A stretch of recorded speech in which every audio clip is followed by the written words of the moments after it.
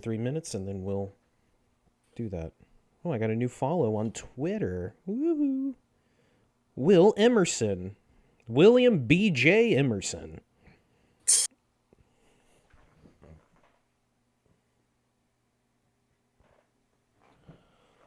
Okay. That's interesting. So I guess if you get on, that means Shelly's got a shot to play. Oh, sure. Yeah.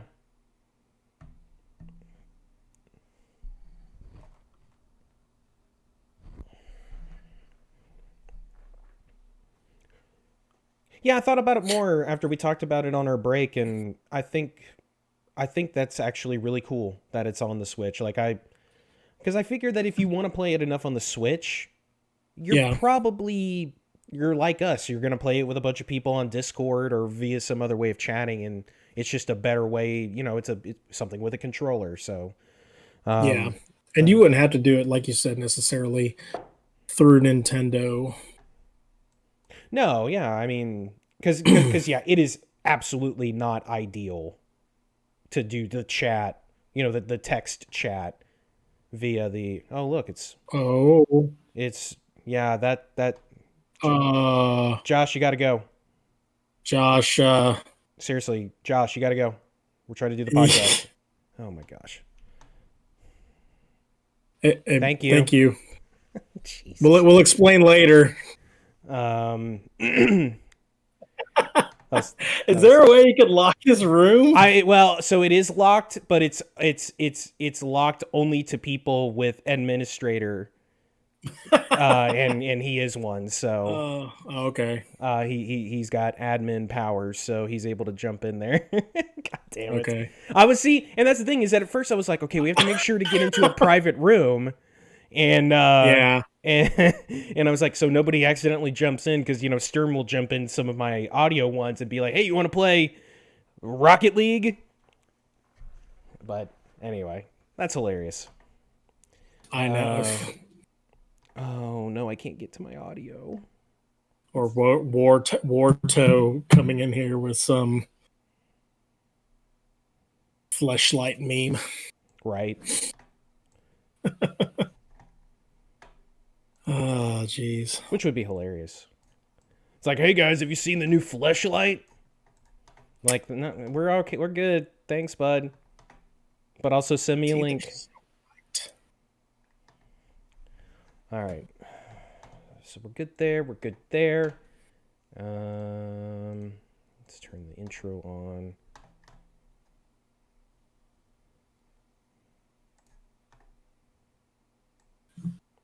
Is that too bright? Oh, you're good. Actually, that works. That's actually good. I wish I could make myself brighter. I got this little thing. It's like... See, that's what I want. I need to get... my brother-in-law...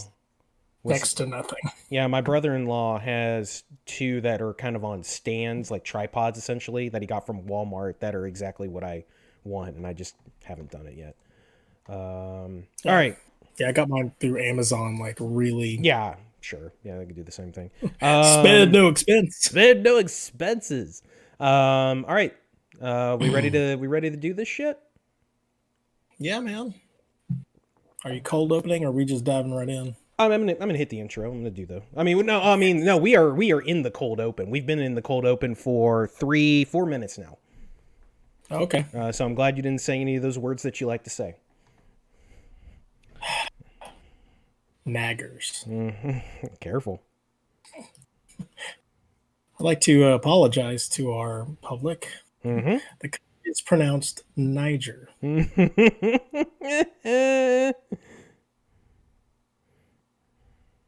I still think that is one of the wackiest SNLs that I've ever seen. All right, let's do this. I'm gonna hit start on this music in 3, 2.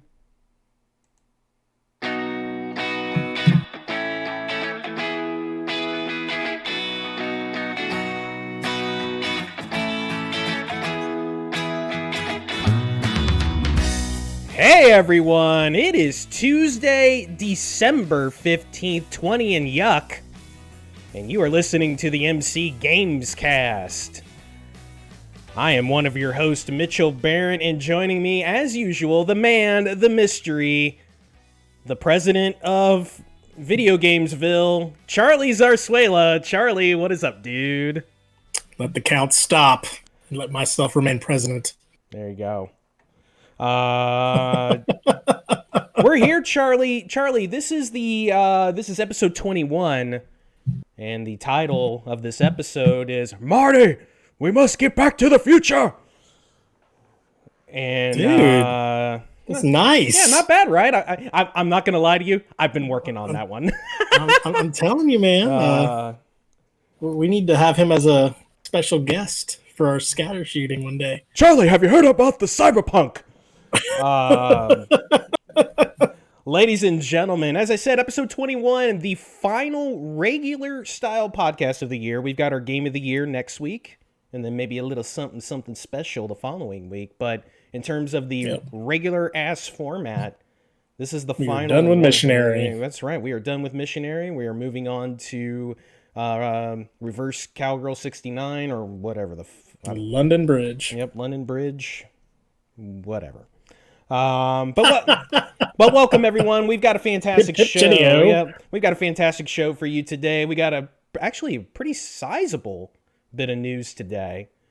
And then our topic of the show, we're going to look to the future. We're going to look at the games of 2021, then a little mailbag, and then a little special scatter shooting to end for us. But Charlie, as we do every week, weekend check. How was your weekend, dude?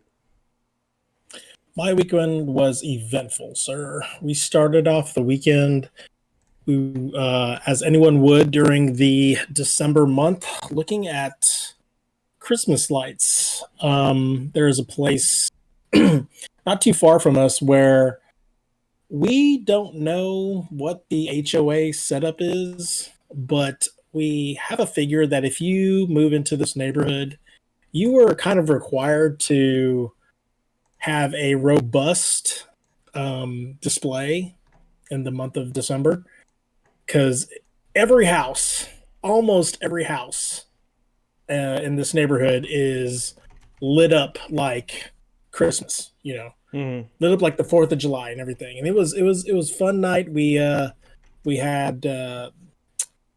like peppermint mochas, and we were drinking, festive beverages in the car.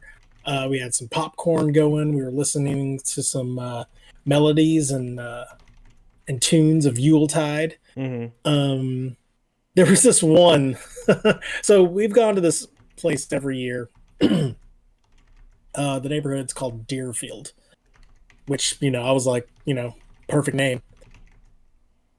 So we go there every year, and there are like some staples there. There's this one area where you are literally driving down the road, and there are the reindeer and the sleigh that are actually going over the road. There's small cul-de-sacs where you can tell that the neighbors have collaborated, hooking their lighting setups to a sound receiver, so the dancing lights can essentially go back and forth between multiple houses now. So cool. So yeah, I remember, not too long ago watching those shows on like YouTube and like on Yahoo Video, and just like I could not believe the engineering that goes behind that. But now seeing it like in person is just even more impressive. And the fact that it's not now just encased in one residence, it's now multiple housing units. It's ridiculous. There was one, though, I thought that you would really, really appreciate. I really, really wish that I had taken a picture of it. We were all just oohing and awing over all these lights and all these designs. You had your Christmas houses. You even had your Hanukkah houses that were in blue and white lights, and they had menorahs and stuff.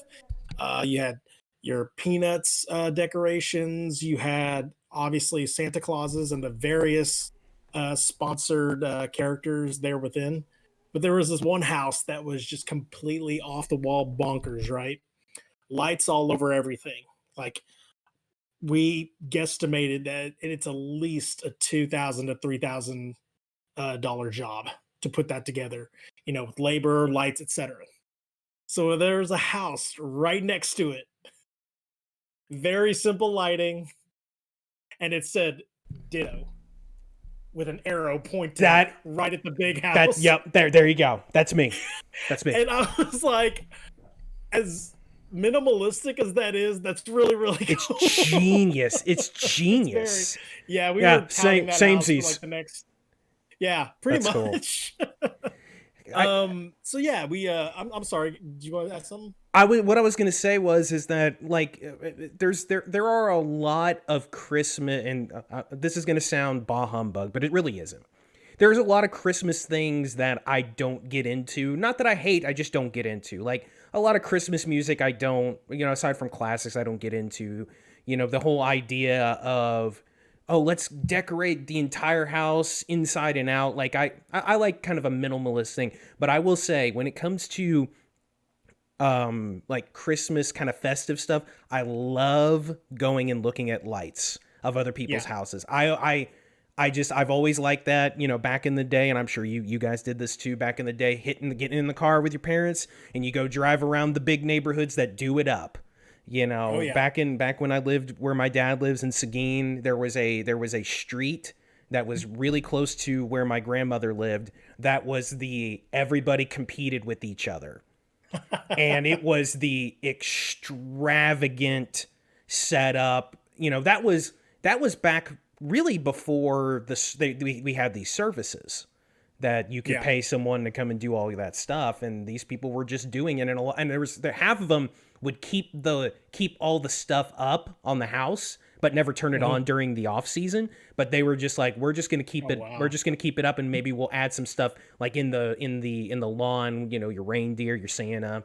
My favorite modern day one is the blow up one where it's the outhouse and Santa's peeking out of the outhouse while he's taking a shit.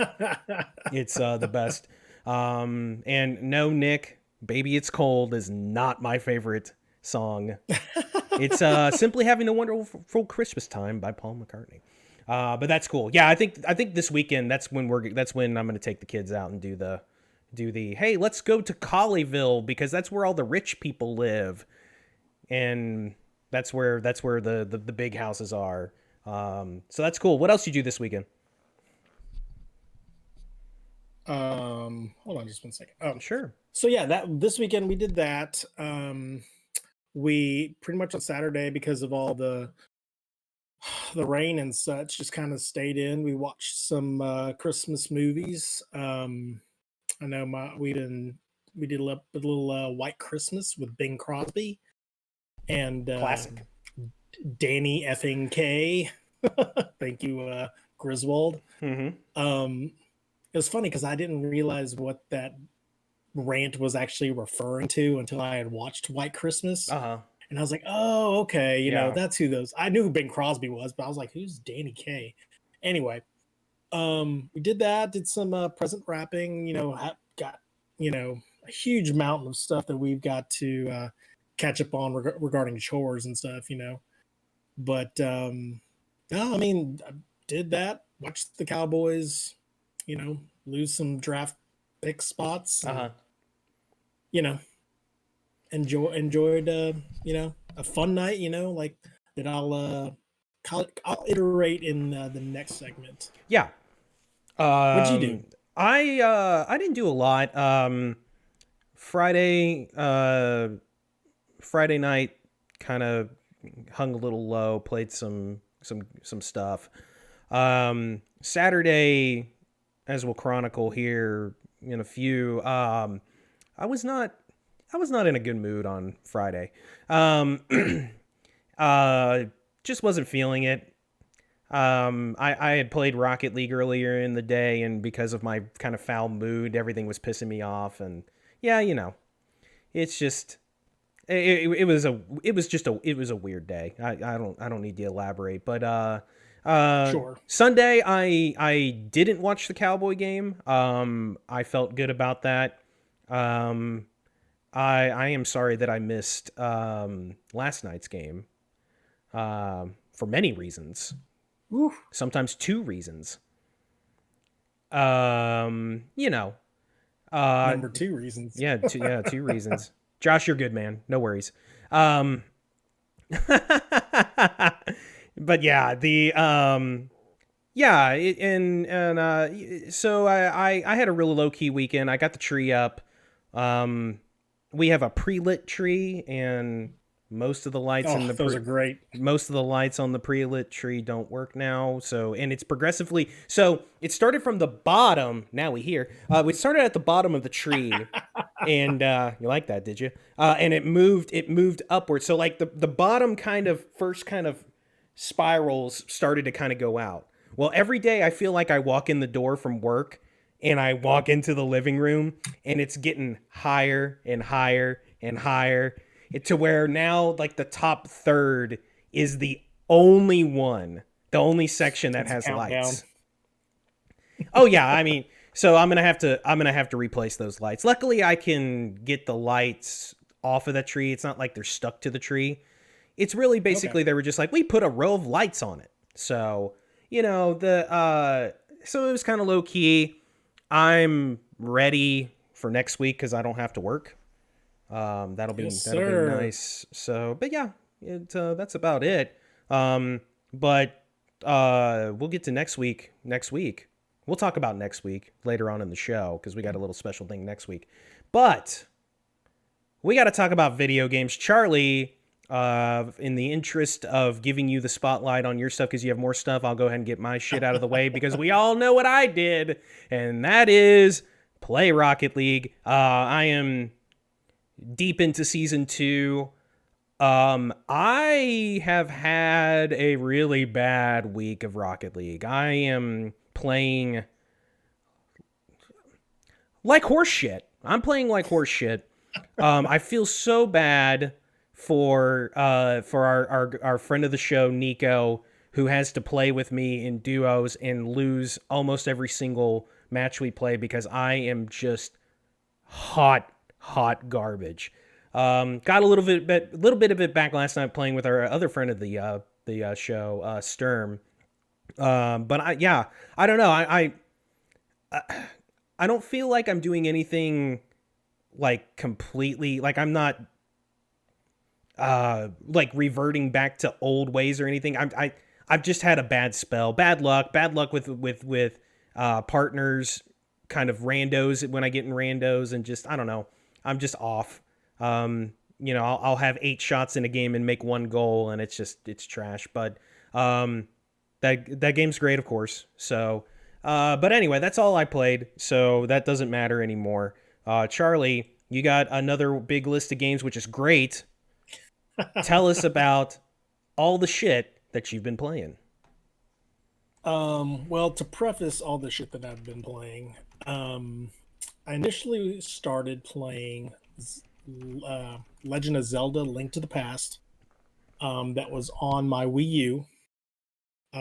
Great first impressions. Again, I've played that beginning several times, and it's literally until everything kind of turns upside down on itself as to where I either lose interest or am completely dumb about things and just decide to, abandon all ship, abandon hope, and go to other games that I prefer. So hopefully I'll go back to that eventually. I'm having a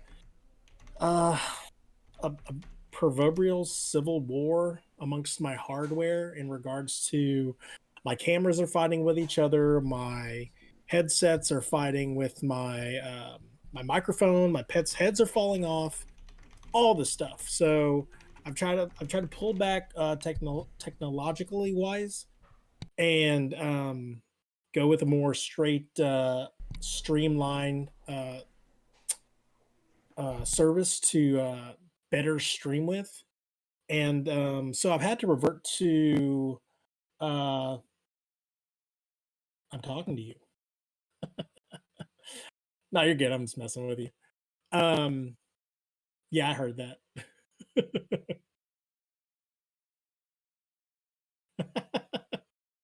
No, it's okay. So I had to resort to my Steam library, which is pretty expansive and pretty big. And The first game I want to lead off with is definitely the one that I'm going to be streaming for a while, and that's Fallout 4. Um, I talked to my brother over Love you. this. He is knee deep into Cyberpunk 2077.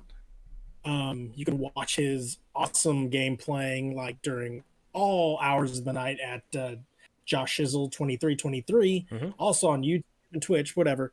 He's a great streamer, and I go to him for tips from time to time because he's been doing this a lot longer than I have. And I asked him about Fallout, and he actually said that he wanted to do this before I did. And I kind of told him my dilemma. I was like, listen, my it's not my Elgato. It's just the entire setup. I'm gonna have to, tweak a couple of things. I really, really want to get into playing a game.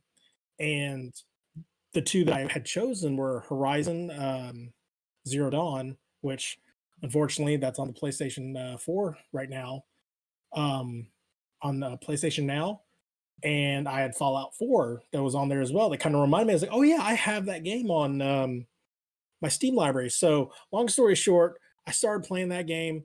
Um, I will reiterate for people who watch the VODs from the last from my last stream. My wife is not pregnant.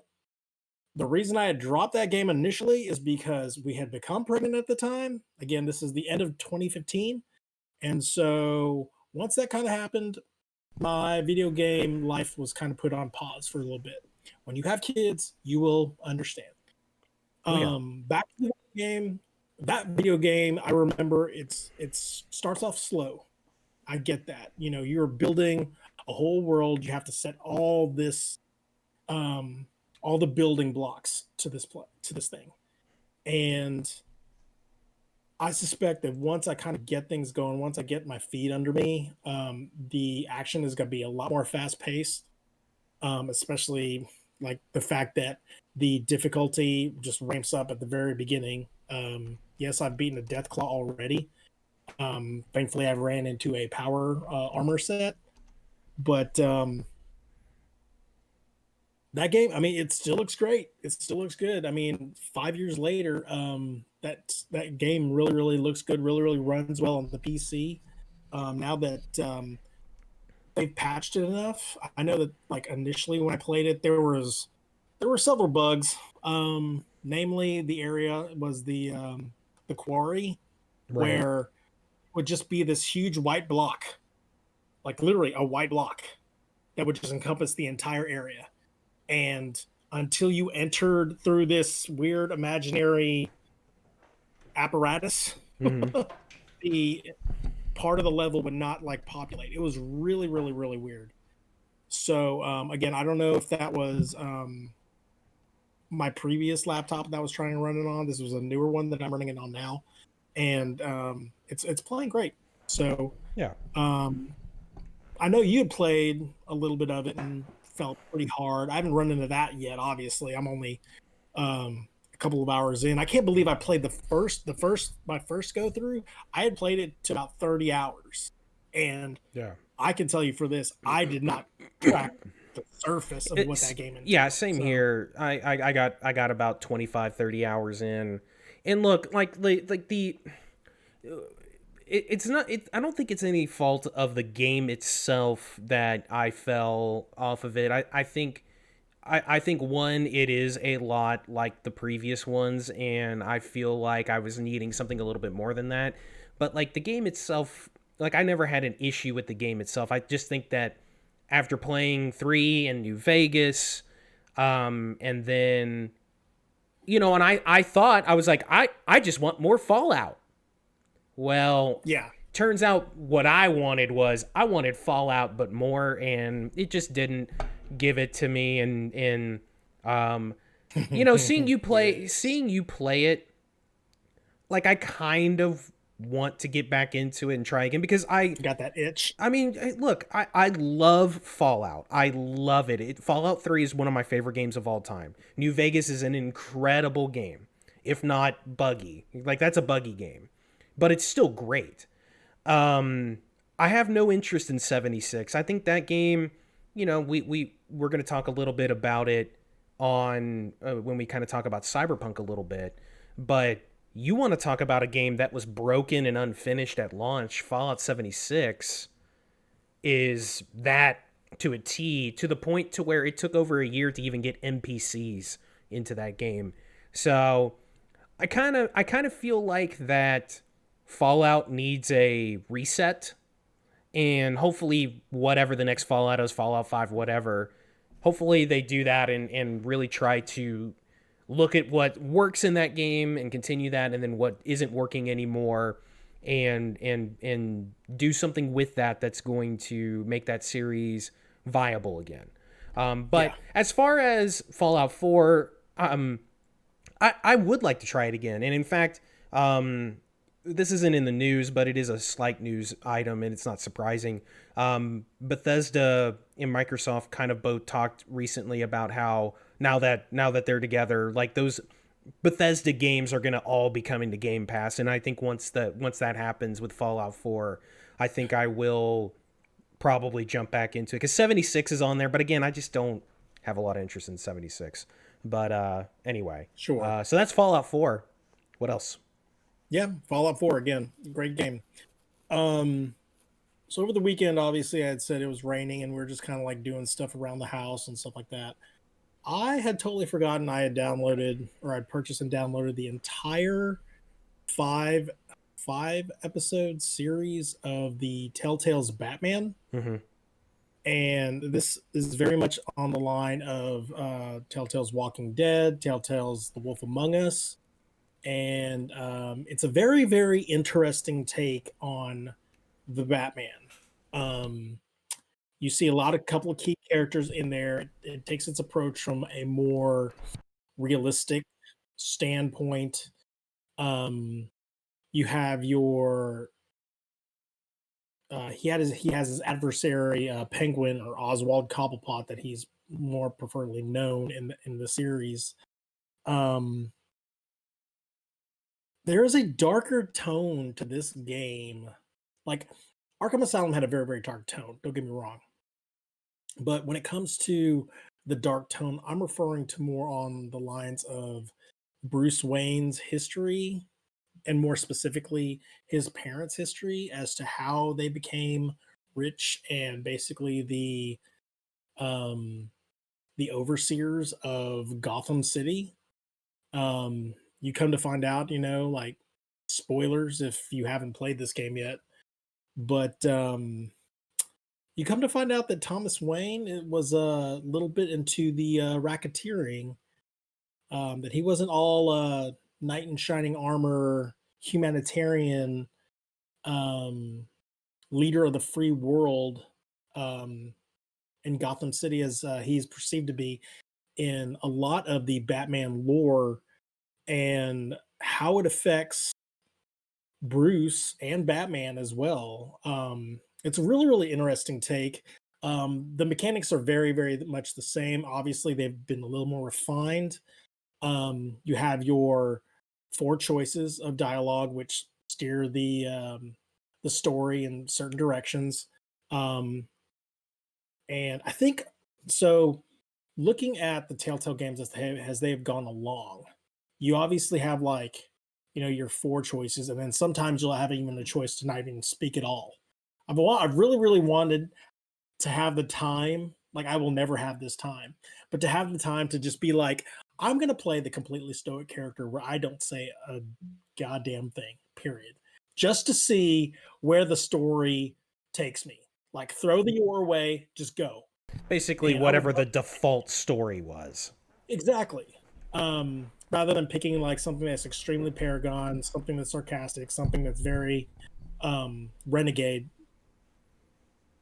Um, the combat system is interesting because it draws in. So obviously, this is not like your um, punch, dodge, kick sort of bash 'em up system. Because the game is basically it's very story oriented, it's very adventure esque, and like there are set pieces where Batman is trying to look for ways to navigate himself through like certain bad guys, and you have to choose your way basically you know, like it's kind of like pre-plotting your course, you know, like you pick a bad guy and all of a sudden like there are like three things around him that you have to kind of link the bad guy to. Like, do you want to hit him against the pillar, or do you want to uh like trip him by pulling the rug underneath him? And Right. sometimes, depending on the situation, you know, hitting him against the pillar, while it sounds like a good thing, it could be that you're in more of a stealth kind of mode, and you would actually sound alarms and bring in more bad guys. Thus, when the actual combat begins, it's a lot of move the stick to dodge, and then quick time action by pushing the correct face button. Right. When it comes to that, you know, it is what it is. It's a Telltale game, but you're not there for the action. You're there for the story. And there's a lot of gray. I do like the fact that, again, like as I said, each Telltale game tends to evolve upon itself. There, and especially with Batman, there is a ton of gray that goes along with this. Like I really don't know. I haven't finished the game yet, but I'm at a point now where I'm like, I really don't know who to trust. Like you have your best friend, um, the guy who eventually becomes Two Face, Harvey Dent. Yeah. You have him. You have Selena Kyle. You have Vicky Vale, who's there. You have Commissioner Gordon, which, you know, be it as a Telltale game, who knows? Commissioner Gordon might be tainted as well. You don't know who to trust. Even you can't even trust your butler because he had kept secrets. Alfred had kept secrets from you about your parents, who, you know, were they really truly involved with the mob and stuff like that. So there's a lot of gray to this game that really makes it interesting. That's cool. Batman. Mm-hmm. I mean, it's a lot of fun. Let me ask you. I know you're not that far into it. I never played this, but I know that it was well received. Have you tried any of the other ones, like the Wolf Among Us or the Borderlands one? I have not done. What's the Borderlands called? Tales of the Borderlands. Tales from the Borderlands. That's the only one I haven't done. So I did do Wolf Among Us, and that one was a really awesome story. Yeah. It basically took your fairy tale characters, put them into a very noir setting, and went from there. And it was really interesting. I always heard that's good. They interacted. I played the first episode of Borderlands. I you know, they used to do that. I guess they still kind of did, but they did the thing where you get the first episode for free. It's good. I just never went back to it. I guess it didn't make enough of an impact for me to go and actually buy it. But it's good. I mean, if you like Borderlands and you like Telltale, then, you know, that's that'd probably be good for you too. So there was that, and then the game that was there. I've got two more games. Mm-hmm. So really quick, I just want to pick this up because it was very nostalgic, and I was like, oh, I have not played a Lemmings game in a long time. Hell yeah! It's on the iOS. It's free. It's definitely one of those, you got those time-based components that, like, if you play for so long, your time is kind of up, or the amount of chits that are in the game you've used up, unless you want to purchase more. Or you have to wait until everything kind of regenerates. But pros, it is very nostalgic. Like, you got those little lemmings that are, you know, that you have to guide them from point A to point B, you know, building staircases, stopping them from like falling off cliffs, making parachute points that are in the game. So you're given like a point value bucket basically. And for every like quote unquote power, the idea behind the power is that you're building something, you are using like a parachute cell, you are using a lemming to stop the other lemmings from like right, you know, off the cliff or into a buzzsaw, and so you redirect them into another area, or you're digging through a particular block. That's what you're using as your as your tools. Yeah. And the more you use, the more you're using up your own quote unquote time to play the game. And that's where they kind of get you. This is one of those games where it's free to play until it just whips your ass with, hey, do you want to buy this? Do you want to buy more time? Do you want to buy more power-ups? Yeah. You should buy more power-ups. At the very end of every stage, you get a free spin to get, like, a couple of bonuses, more tools to utilize. They ask you, even after you get your free spin, hey, you want another spin? Are you sure? Yeah. You know what? You can even watch a 30-second ad to get another free spin. It whips you. Like, I've seen games and I've heard of games that do this to a point where it's unplayable. But yeah, for sure. This thing, like, and I get it. This is the type of economy that drives this game, and its development and how they patch it and how, I mean, this game has I think this game is honestly in its 25th season. I didn't know this game had seasons until I realized it. You can get specialized, you can unlock like hidden Easter eggs that have like specialized lemmings that become part of your lemming family. God, how weird! They still do the splat too, by the way, and it is nice. It is horrific. They don't cut back on that. But yeah, it's a lot of like, you can earn those characters as you go along just by simple playthrough. But again, it is definitely it tries to hit you at your physical pocketbook a lot. Right. And it's just a game, like, again, I don't know if my kid would ever play a game like this, but I really, really can foresee kids going up to their parents and be like, hey, can I spend like $2 on this, special lemming because he happens to look like Santa? That's where they make their money. Oh yeah, for sure. And all it takes, especially nowadays when you've got facial recognition that leads straight into your Apple Pay, and all you gotta do is double click that power button. Yeah. Oh my God, it's a racketeering thing. Like, I love Lemmings a lot, but that's the one thing that I'm like, I cannot see myself longing to play this too much. No. What's your last thing? Last game. I know I've gone a little long, but no, you're good. We played this over the weekend. I still love this game. I cannot wait for the new map to open up. It is Among Us. We had a hell of a time playing it. It started off slowly this time. Obviously, you want to maximize your player field. I think we had 6 going for a while, and then Josh Izzle 2323 decided that he was going to enter the game with little to no battery life in his phone, so he unfortunately had to drop out. But my niece came to the rescue, and she recruited 2 of her friends, and they jumped right in there, and we had a blast of a time. Mean Green brought his wife along. Among Us is a great game.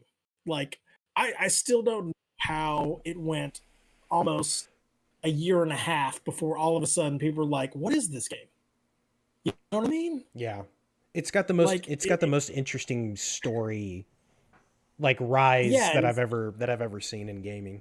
Yeah, Aaron the Great, we were talking about this off break. There's several like different like modes that you can, like, the game is in itself, what it is, and based upon how you customize it, you can make games within a games. Like we were talking about hide and seek earlier, where the imposter calls themselves out, but by doing so, instead of the imposter just kind of like stealthily going around and killing people, it's a free wheel and deal, run away, get the F out of there, try to do your task before the imposter gets you, because obviously the speed's all cranked up and you're trying to do your task all at the same time while people are all running around, pets are falling off or whatever and stuff like that. I said that backwards anyway. I mean, it's a fun little thing, and like I love the fact that it's like it's still going, and like I've even like played a little more of the iOS version. It's hard to that's one of the challenges with this game, is to garner the people together. It's definitely better when you garner your troop of friends, or they bring in people that are pretty much of the same ilk. But playing it on the phone can be challenging in itself because one, you're probably not all in the same Discord group, and then two, you're more likely like just going to go in with like a whole bunch of randos, and who knows what the settings are going to present themselves. Yeah. But you can take it for what it is and just say, hey, throw me something random and let's go. Let's play. I thought about more after we had spoken today, and I can kind of see the appeal to that, where you're just like thrown into a mosh pit and all of a sudden you have to deal with whatever is happening. And there are the negatives where like, okay, people are just leaving and there's no point to this or whatever. And so there can be challenges to finding a public room. God, I tried finding a public room. It seemed like for 5 straight minutes, every time I entered a room, they said, oh, it's already full. Sorry. But Among Us, it's it's coming out with the brand new stuff. We could talk about that later in the news, but yeah, Among Us, it's fun. I'm looking forward to doing more streams like that. Yeah, I think I'm gonna get back into it on Friday. I told you earlier today, Charlie, that I kind of want to get back to the community stuff on Friday nights, and I think I'm gonna get back into it doing that. So stay tuned for that. Maybe we'll get that going. And I know you've been kind of the chief of the Saturday night Among Us featurette, so who knows? Saturday night's all right for fighting. Anyway, well, that's cool, Charlie. Thank you so much for all those games. I'm so glad one of us plays a lot of games because one of us sure doesn't. But that's going to do it for what we've been playing. And now, ladies and gentlemen, it's time for the news.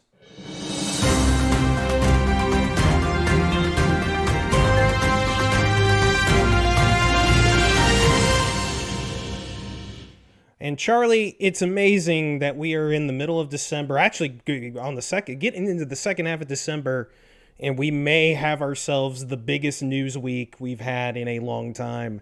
We had not one but 2 events that gave us new stuff to talk about, which we'll get to in just a moment. But we have a couple of stories. And actually, Charlie, why don't we go ahead and start with yours? Netflix has got something new.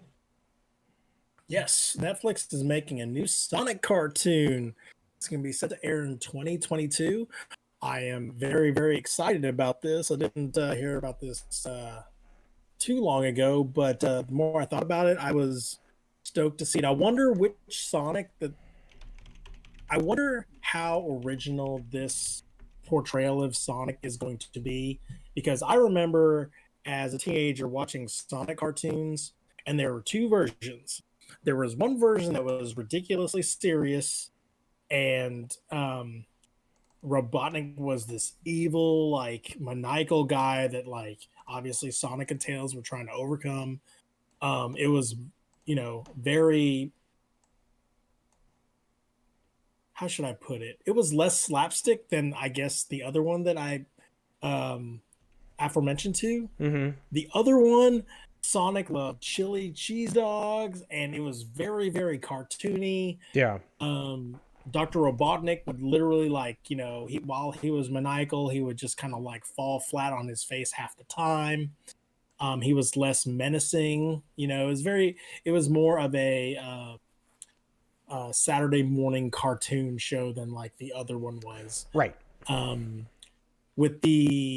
With how Sonic did this year, I think it's still like is amongst one of the best box office movies of 2020. It goes to show you how bad 2020 was.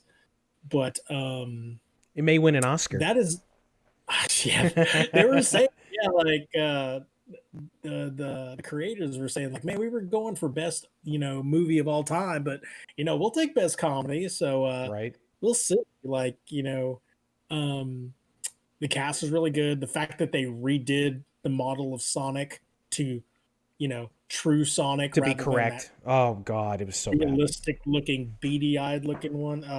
No. I heard it's really good. I heard it's a really good, fun movie. Jim Carrey's supposed to be really funny. Yeah, it's definitely on my. I really wish I had seen this thing, and I can't wait for it to be on like Prime or Netflix or something. Well, you know what? Maybe it comes to Netflix because of this news. Yeah, there is absolutely no information about this new show. It's just that it's coming out in 22. See, me personally, I would like for it to be closer to the chili dog, goofy Saturday morning cartoon version. I would guess it probably won't be, but that's what I would love, because I love Sonic the Hedgehog, that animated series. It's so good. Oh yeah. So we'll look to hear more of that in the future. So next up, Charlie, we got to talk about Cyberpunk. There's been a handful of different stories that have come out recently talking about the bugs and the jank of before Josh comes back. The PC version to a lesser extent, but it's mostly about these old generation of consoles. Both Sony and Microsoft started offering refunds to people that purchased the game on the PS4 or the Xbox One, though the communication on that has been very sketchy at best. No one really understood exactly who could get a refund. What was it dependent on if you had started playing the game, how much of the game you had played, things like that. So there were actually a lot of people that were unhappy with those versions that were unable to refund those copies. You know, I don't know. I don't know how I feel about that specifically. It kind of is that thing of, you know, if you pre-order the game, that's on you. If you that you know don't pre-order games. That I think that's one of the lessons here is don't pre-order games if you're going to be angry when something goes wrong with it. You know, but also at the same time, people aren't getting, specifically to those older console versions, they're not getting what they were promised in a lot of cases. Kind of the biggest thing that came out, this actually came out today. So a couple of people from CD Projekt Red did a phone press conference, and someone asked about those older versions, and I thought that the response was very interesting. I'm gonna read this. So it says, first, your question was about the focus and the cause of us ignoring, quote, so to speak, the shortcomings of the current gen versions. Is more about us looking, as previous stated, at the PC and next generation performance rather than current gen. We definitely did not spend enough time looking at that. They basically admitted that they let those old generation versions go by the wayside. And were spending more of their focus, obviously on the PC version, but on the next gen version. I think where that excuse kind of loses a lot of water is that those next gen versions aren't ready. They're still months away. And Charlie, we kind of talked about where their marketing from the very beginning, when this game was announced back in 2013, was about PS4, Xbox One, and PC. And that continued to be the marketing all the way through to marketing in the last few weeks.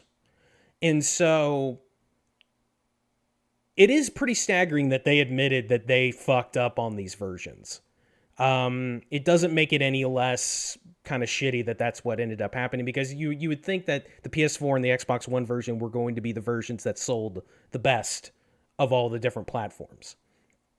So their handling of all of this has been lacking at best, poor at worst. Stuff like your optimizing is going to get fixed eventually. You know, we've seen already a couple patches, especially for the PC side, and apparently the PC side is running pretty stable.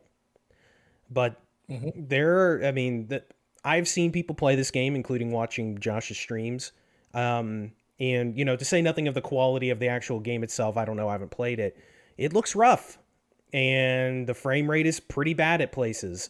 And for a company such as CD Projekt Red that has a very extensive track record of you know, putting out their games, especially with The Witcher, this is a bad look. And, you know, again, it's going to get fixed, but it's real shitty that this is the versions that came out from the beginning. So, Yeah, and again, like, we're gonna fall behind that shield with a lot of things that come out that we are completely disappointed over. Um, Pandemic, like, but like you said, when it comes to a game that originally announced in 2013, they've literally spent close to a decade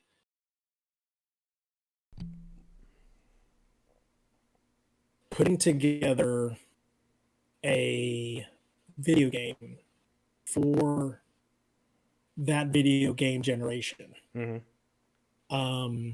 I'm not sure when next generation consoles are even put into the drawing board. Mm-hmm. I'm not sure if all of a sudden in 2016 plans for PS5 Series X were theorized, and all of a sudden Project Red is like, oh hey, you know, now we've got a little room to wiggle with, to wiggle with, Right. because maybe they've overshot their mark by a lot, as you can see with the current consoles, and a lot of the fiddling with trying to put a square peg into a much smaller square hole Right.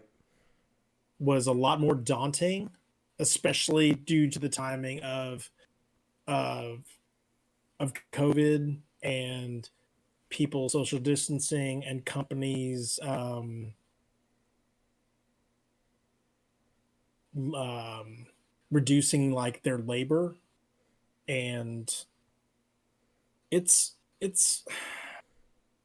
I'm not going to say it's unforgivable, No. but at the No. same No. No.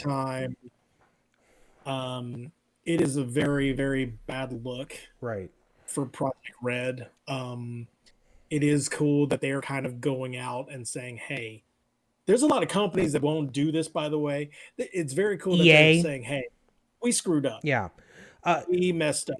No. No. Look. We are sorry. We Right. will give you back your money.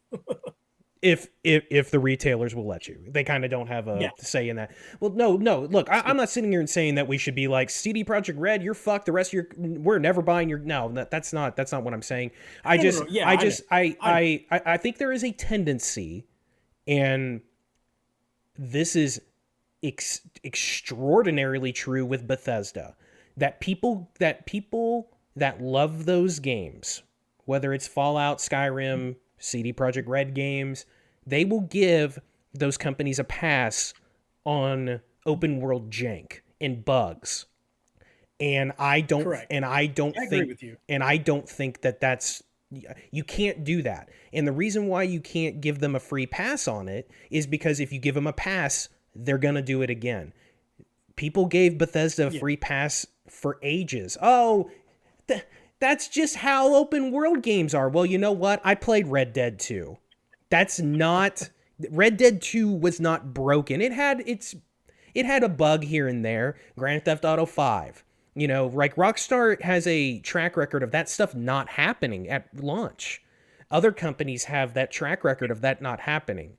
Well, everybody gave Bethesda a pass, and then Fallout 76 happened, and it was completely busted. And everybody finally was like, dude, we ain't buying your shitty game. And nobody bought it. And they fixed it eventually, but people never came back to it. It happened with No Man's Sky.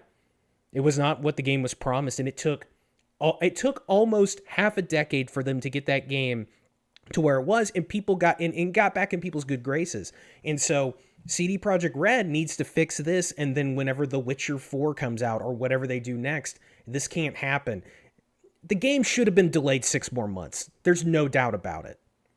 You know, I agree. and I understand that, you know, they've got investors down their throats. I understand the business side of it, but also I think this hurts more in the next 6 months with them trying to fix it and getting out. Because, like, there's no way I'm buying this game until those next gen updates are out and that game seems like it's stable. There's no way I'm going to buy it until then. Sure. And by then, I may have moved on. Who knows? I don't know. I still really want to play this game.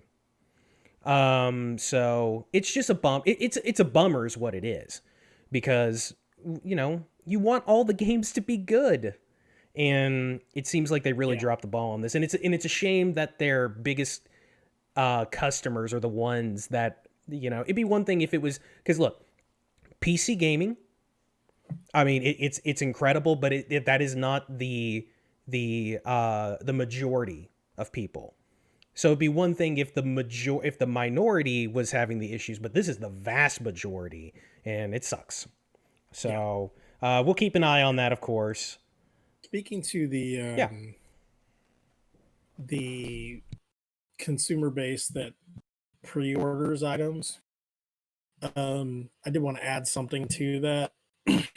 Pre-ordering was a ridiculous confab that when games were put out in a physical medium, which they still are, like to a certain extent, um, this would allow people to guarantee their order to come in. You know, Mm-hmm. with everything going digital, No. um, Infinite copies of games now. there should be no reason to pre-order anything. Right. I get that you're gonna have that certain sect of people that like, but I want to have that gold gun, you know, or I Sure. would like to get, you know, like point perks or whatever that add to my player, or get like that one unique sniper rifle for, you know, whatever open world battle royale game there is. Mm-hmm. That just kind of feeds into the system, and like it creates this. I'm trying to like a it's like almost like bulls on parade, where you've got this huge rush of people trying to grab for this stuff, and like if everyone gets it, well, then no one's like, it's like that saying, if everybody's special, no one's special. Right. And um when you got these mad rush of people trying to, you know, purchase these items, you know, in pre-ordered fashion, that puts a lot of pressure on the developers.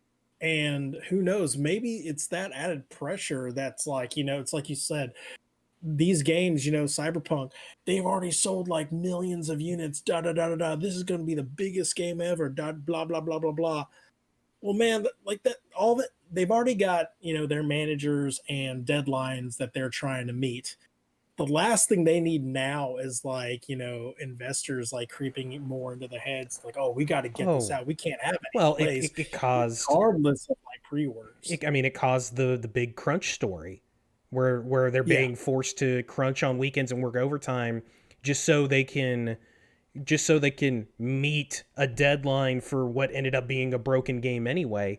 And they're basically threatened with, well, if you don't do the quote voluntary crunch, you yeah, probably won't have a job or you won't get your bonus, which to these workers, these, you know, these lower end of the totem pole workers, that is everything when it comes to the development of these games. They make very little money as an hourly wage. It's all about the bonuses.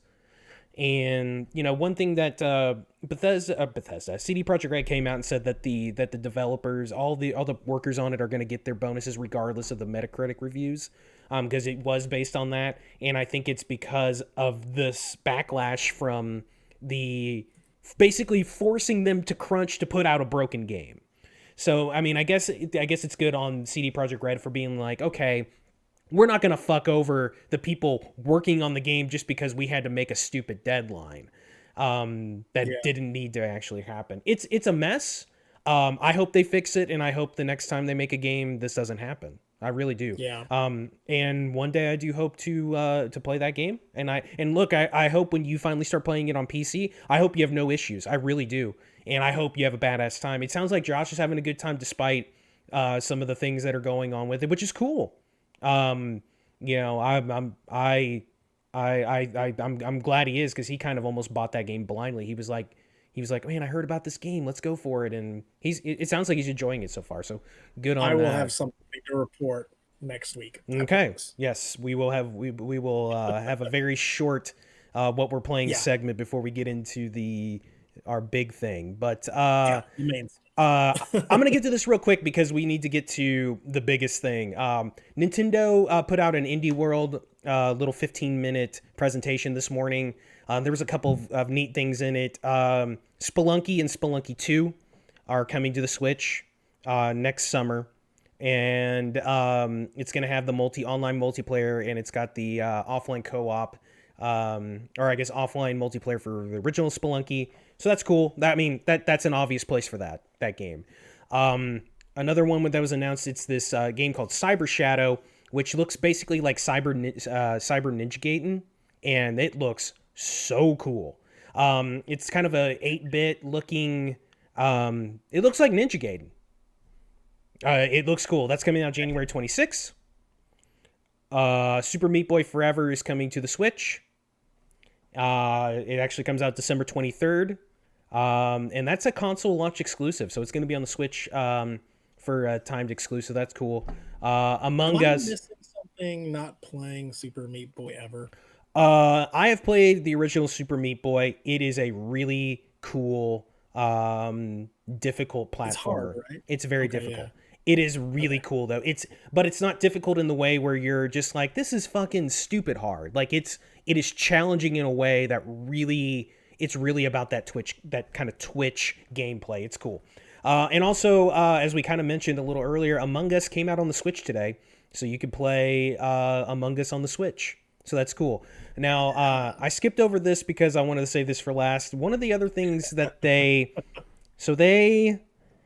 announced a game called Fist of Fluffs, which is a 3D cat fighting game. Like it's literal cats, like kitties. Nope, it's gonna make a whole lot of money. Oh my god, it's gonna make all of the money. It looks fucking batshit crazy. Like there was a scene that seemed like it was like later in a battle where like the whole entire house is getting destroyed, like all the furniture's getting thrown around. And that wasn't the only cat game. There was another game called Calico that was another cat game. There was a lot of cat games, Charlie. So if you like cats, fucking the Switch is where you gotta be, I guess, because that's fucking. I mean, yeah, I guess it is Cat Fight Club. That's pretty good. Rule 1: we don't. First rule of Cat Fight Club: we don't talk about Cat Fight Club. Anyway, so that was the Nintendo Indie World thing. Nintendo's doing a really good job with really trying to expand indie games. So it's really cool to see that kind of stuff. But that's it for that. Now, Charlie, you went through. Hey, Charlie. Yeah. Hey, I don't know why I said it like that. Why did I say it like that? Hey, see, come on. Charlie, the Game Awards were last week. Congratulations to The Last of Us Part 2. Warto, you can suck it. I don't want to hear I don't want a lot of people mad about that. Warto, I don't want to hear your Switch negativity in this chat. So yeah, The Last of Us 2 won, but for us, Charlie, it was not necessarily about the awards. It was about the announcements. And you put together a list of all the announcements that matter. And I would like for you, sir, to go through those with us. Okay. So let's go. You want me to lead the way? Or, this is all you, bud. Your name is next to it on the thing here. Okay. Thank you, Mr. Director. The first things first. When the awards, Jeff Keighley was doing his best to play announcer. He did a fantastic job. I love that guy. First thing they showed was Smash X Final Fantasy. So it looks like There have been several people trying to put rumors out there as to who would be the next big Super Smash Ultimate character coming in. Apparently, Final Fantasy is making its way into the Smash arena, and specifically Sephiroth. Yep. I still keep wanting calling him Sephiroth. Yeah. Makes a lot of Control Alt Delete. Rest in peace.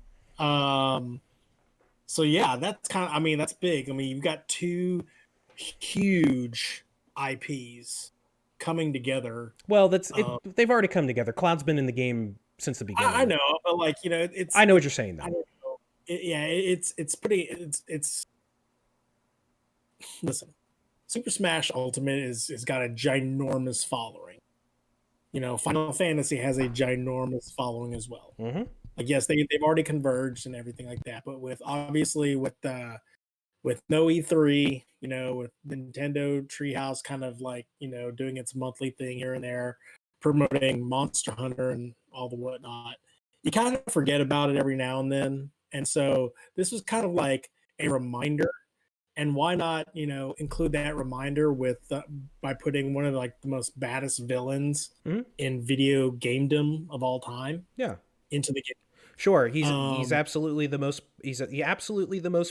popular, but he's also the most overrated. Oh sure. Well, I mean, with that, you know, they're definitely. One day they'll have Kefka, buddy. It's okay. Oh my god, I will buy Super Smash Brothers Ultimate. I will pay $60 for the game if they put Kefka in that game. It'll be the 16. Well, yeah. oh, Charlie, I'm telling you. You remember my reaction to Fallout 4 when they announced it? Yeah. That will be my reaction. So yeah, like, you know, that was one of the first initial showcases, and then the grower became a shower, because oh my god, why are we so excited? The tease. Mm-hmm. Mass Effect 4. Yep. Just hearing the music again, the tacit tones of the universe, as you see like a derelict Reaper in the background, and all of a sudden, you know, the camera pans to the left and you see Liara there. Or at first you think, is that Liara? Could that be Liara? Of course, they confirmed it. It's Liara. It's Liara. And that brand new shit that everyone had been teasing over like the last, you know, few weeks and stuff, and people were saying, oh, that's the new Andromeda game. Please no. Yeah, apparently this will be the next installment of Mass Effect that kind of, you know, doesn't coincide, that comes, you know, right after the Shepard trilogy. And there's that little text teaser at the end, you know, Mass Effect will continue. I thought that was dumb, but yes. So much supposition. I mean, you know, it is what it is. You know, you can take it what it is, you know. Sure. There's so much theory. There's so much now going around. Like, I don't know if EA is just like, hey, remember us? Remember we did this? Obviously with the remastered trilogy coming out next year, you know, there was obviously, you know, rumors abound saying like, oh yeah, they're also like, you know, following up with this project, etc. So we'll see, you know, and that's the thing too. That's not the only project that we were expecting from this company. Dragon Age. Hold on, do you mind if we go back? Sorry. Do you mind if we go back to Mass Effect? Yeah, go ahead. Well, I can talk Mass Effect. Look. Fuck Dragon Age. We'll get there's look, to be honest, Dragon Age could just not be on this list if we're being honest after what they showed, but we'll get to that in a minute. Okay, so not in theory, but in reality, that announcement teaser was a slightly more elaborate God of War announcement, Fable announcement. Oh, sure. What is it about these dumb teasers that still get us going? Like, I mean, even the God of War is coming back. Like, what? I don't understand. Is it in the case of the Mass Effect trailer, they did such an incredible job of bringing you back to Mass Effect, the original trilogy. Like, there is nothing in that teaser. There's nothing. But yet, you and I were both sitting there like, fucking hell yeah, bitch! Like, why is that? Because that is a 100% genuine feeling. I am stoked. I will tell you why. Okay. I will tell you why. Okay, tell me why. Tell me. Okay. Andromeda. Yeah. That thing, in one fell swoop, killed the Mass Effect franchise. They killed Mass Effect! It did such a bad job. Like, I equate this to, in movie terms, the Godzilla movie from 1998. If that movie was named anything else, it would be okay. It's fine. If Mass Effect Andromeda was named, before it had come out, Outer Worlds or Space Odyssey or something else, that would have been a fine game. Sure. You are literally connecting one of the pinnacle series to this offshoot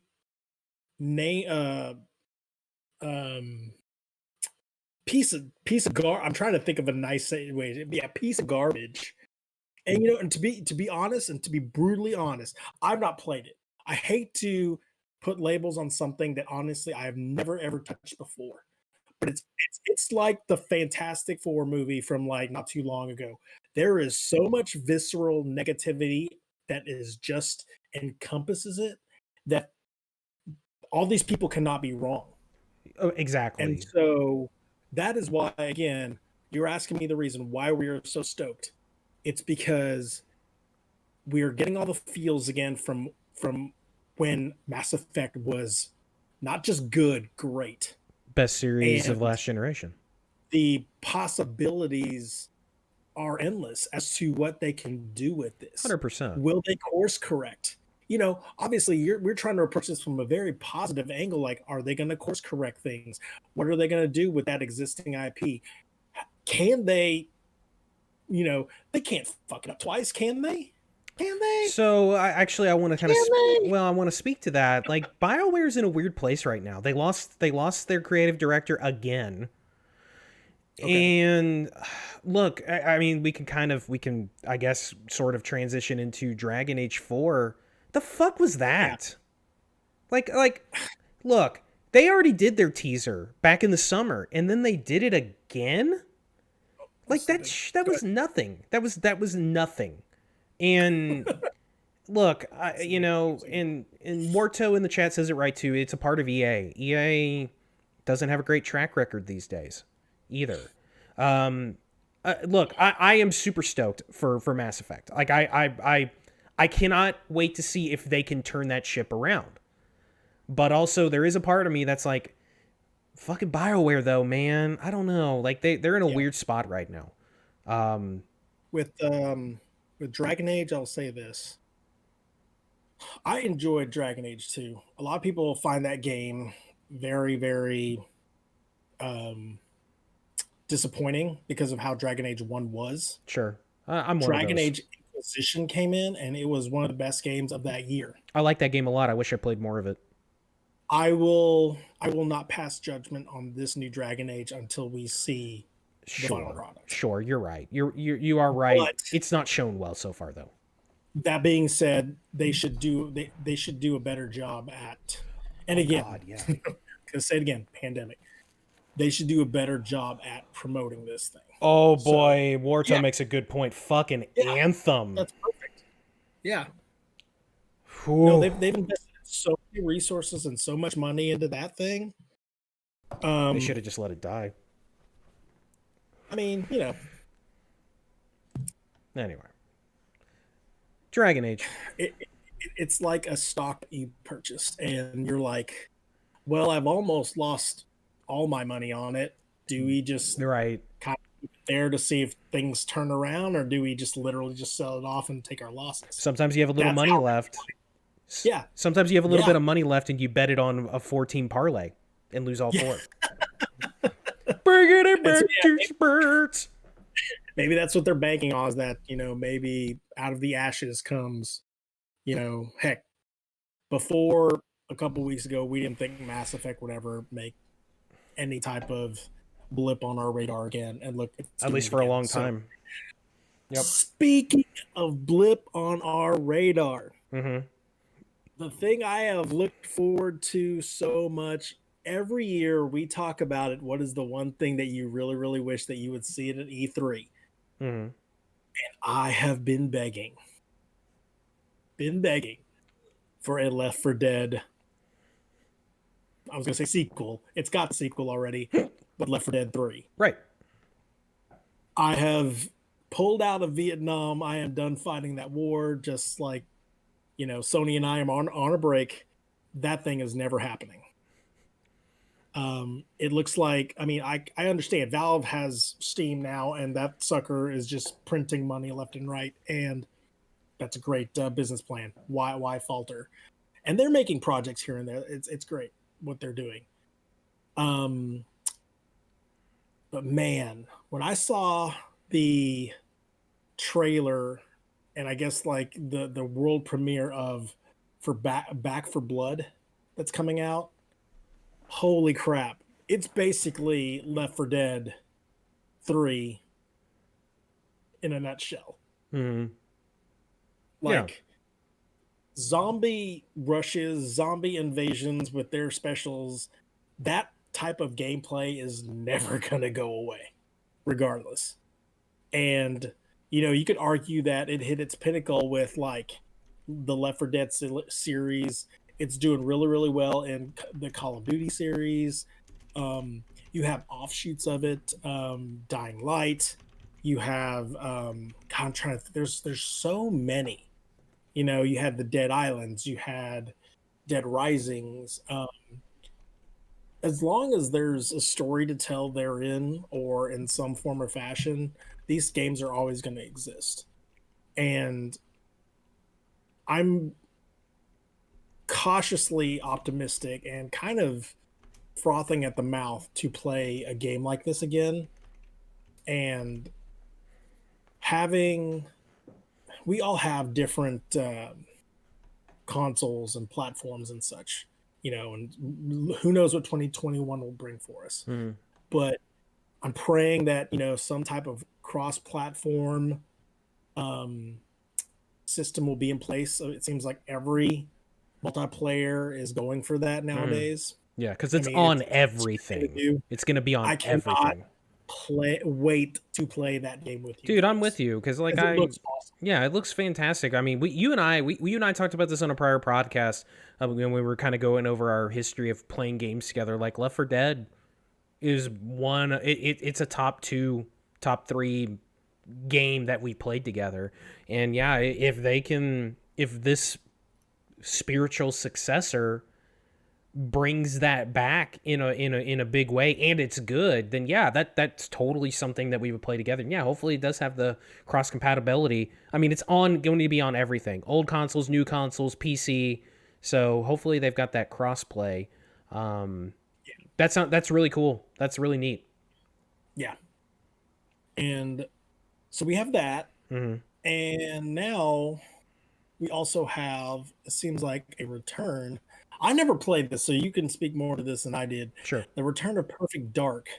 Indeed. Apparently it's the full reboot. Yeah, so this is from Rare, which is a Microsoft-owned company.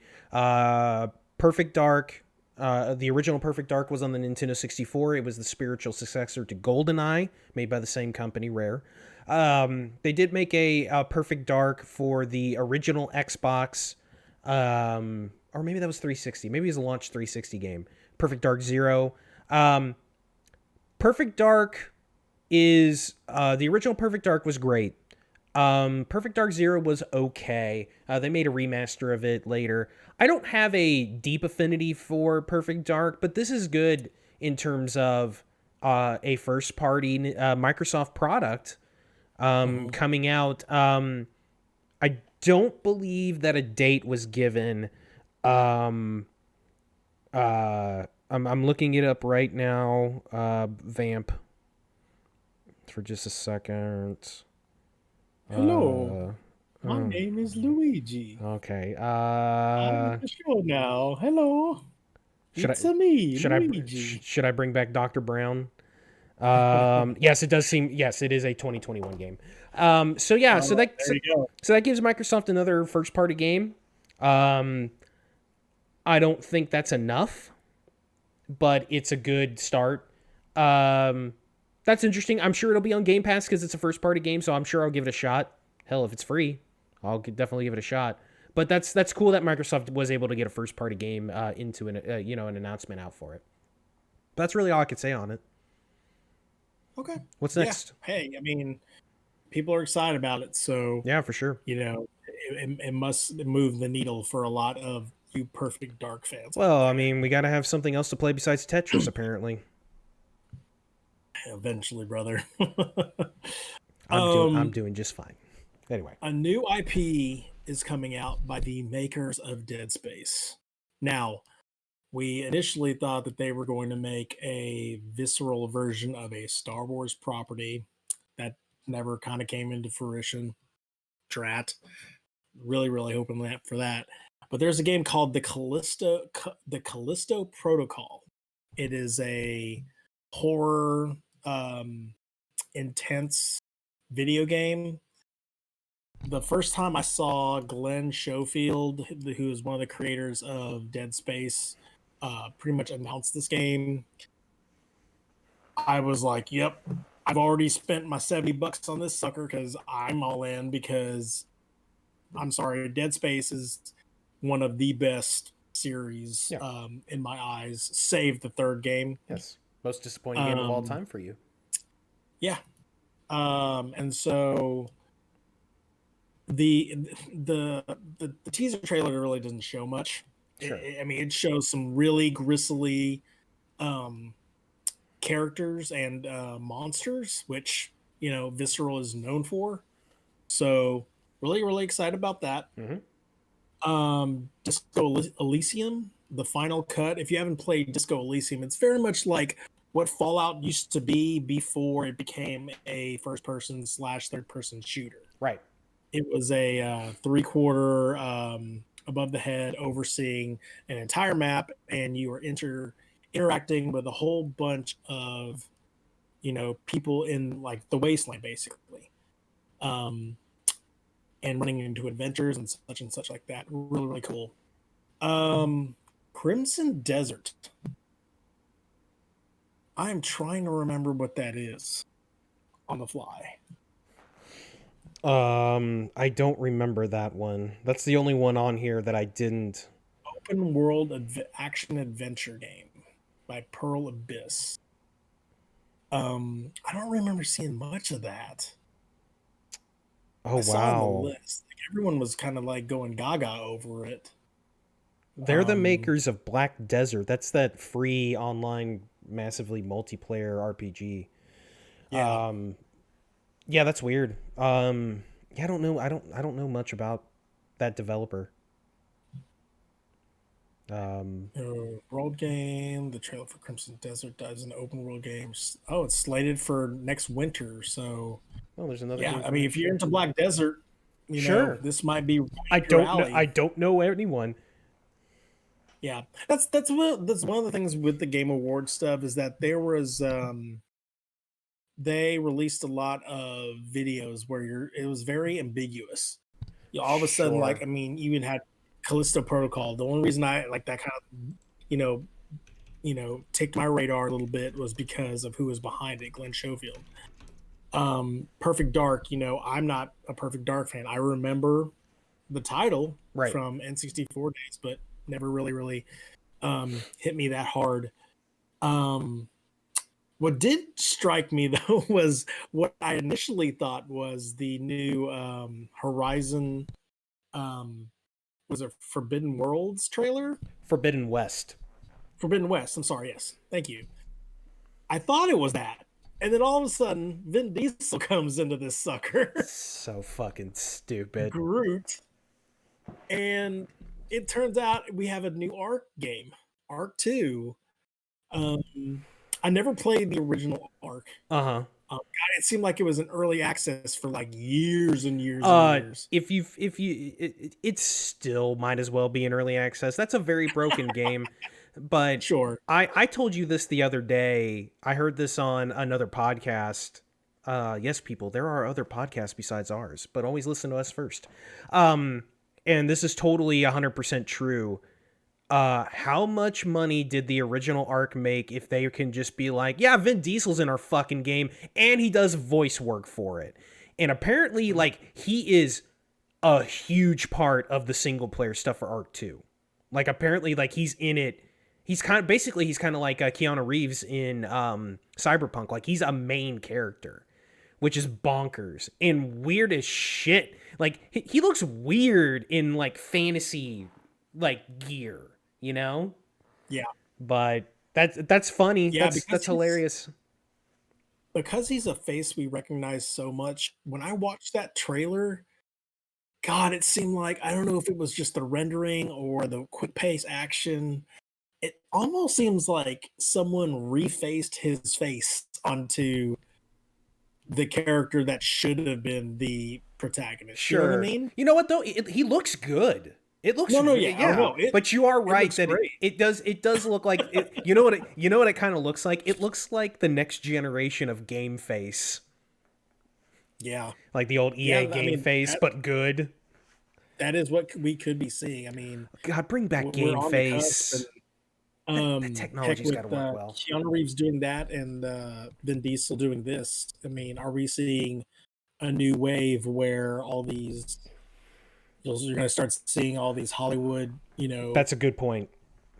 Stars to megastars start to you would think so. Put themselves in video games because I mean, what you've had Batista, you've had. I'm trying to think of like all the recent ones. Well, the New Day from wrestling was also in Gears. I mean, you had all the actor, you had Hayden Panettiere and Mr. Robot guy in Until Dawn. Yeah, yep. The Jesse Williams in Detroit. What was that game? What was that game with Littlefinger from Game of Thrones? It was an Xbox game. It was kind of an episodic thing. I don't remember. And then it had that other. Oh my gosh, I don't remember that one. You know what? I'm not gonna look it up. It's not that big of a deal. But yeah, I think, and especially with technology getting to where it is, like, yeah, this is totally going to be a thing. Like, you're gonna, like, all of a sudden, it's gonna be like, oh, look, Chris Hemsworth is playing the lead in fucking whatever. I can't think of a name of a game. The next Grand Theft Auto, that's not going to happen. But, but think about that. Grand Theft Auto 6, like, what, why not? Why not bring in a big name like they did with Ray Liotta back in the day, and have it be super high res looking. He looks exactly like whoever the character is. Hell, just bring back Ray Liotta for fuck's sake. Well, with face tracing as it is, can you imagine if they did something today like they did with San Andreas? Oh yeah, not San Andreas. Is that San Andreas? Am I thinking that right? Which one? Am I saying that right? Grand Theft Auto 3. Well, Grand Theft Auto 3 was Liberty City. Are you talking about? Are you talking? Well, that was 3 and 4. Are you talking about the third Grand Theft Auto, the third PlayStation 2 one? With Samuel L. Jackson? Yes. And Dom DeLuise? Yeah, that was San Andreas. Yeah. Like, imagine like that star-studded cast where but it's them. Face tracing exactly. Yeah. You're just like, oh hell yeah. Oh my god. Like, I bet you becomes NWA, a thing now. Period. Yeah, I bet you. Well, I mean, in with the blurred lines of kind of how graphic fidelity is these days, and games are looking as good as CGI movies. Yeah, that's absolutely going to be a thing. And those people, like Aaron said, those people are going to also do the voice work too. So, I think we're going to start seeing more of this as we go along, which is cool. Yeah. Pretty cool. As long as it's not hokey, Yeah. Which, the Ark 2 thing may be hokey just because it's fucking Ark, but, Sure. People can do good things with that stuff. Like, the trailer looks sound. Like it looks a lot Oh, better. sure. This trailer looks a lot better than everything that I've seen from the original Ark game. Oh, Ark, the Which, original Ark is dog shit. yeah, And this looks, I mean, um, it looks realistic and really cool looking. Yeah. He's going to yeah. fight dinosaurs. Hey, dinosaurs are great. Hey, what's that for with To, that? to close things off, just a little bit, a small thing from the Games Award rehash that I'm kind of excited about. Yeah, me too. The new map. There's going to be a new map for Among Us. The airship is coming out in 2021, and one thing that we were kind of hoping for also. So obviously, each map is capped at like 10. Boy, we were talking like at the very end of our stream, like, they should kind of up that to like 15. 12 to 15. And yeah, like, could you imagine doing 15 with like 3 imposters? Oh, for sure. Boy, like, you want to talk about a cluster. Like, I mean, it would still be fun, but Those would be long ass games too. That'd be pretty cool. no, yeah, I mean, play hide and seek with that. It would not be very long. No, but no. yeah, there's that, and finally, Stadia still exists. So, Oh shit, really? if Fuck. I you thought this was missed the out week. on today's clusterfuck of Best Buy releasing stuff and Walmart trying to release stuff, I'm sure they have a Stadia on the shelf for you. Yeah. I'm not sure. But go out and get one. I thought this was the week that I thought this was the week that Stadia was gonna cease existence. Yeah, that's the news. Yep. Thank you so much, Charlie. Yep. We do. I mean, we do got the one release. Yeah, of course. I mean, I consider that slightly separate from the news. It's okay. Just Among Us today on the Switch, and then Thursday on Xbox Game Pass PC. Which any place that you can put that game out is fine with me. Put it on everything.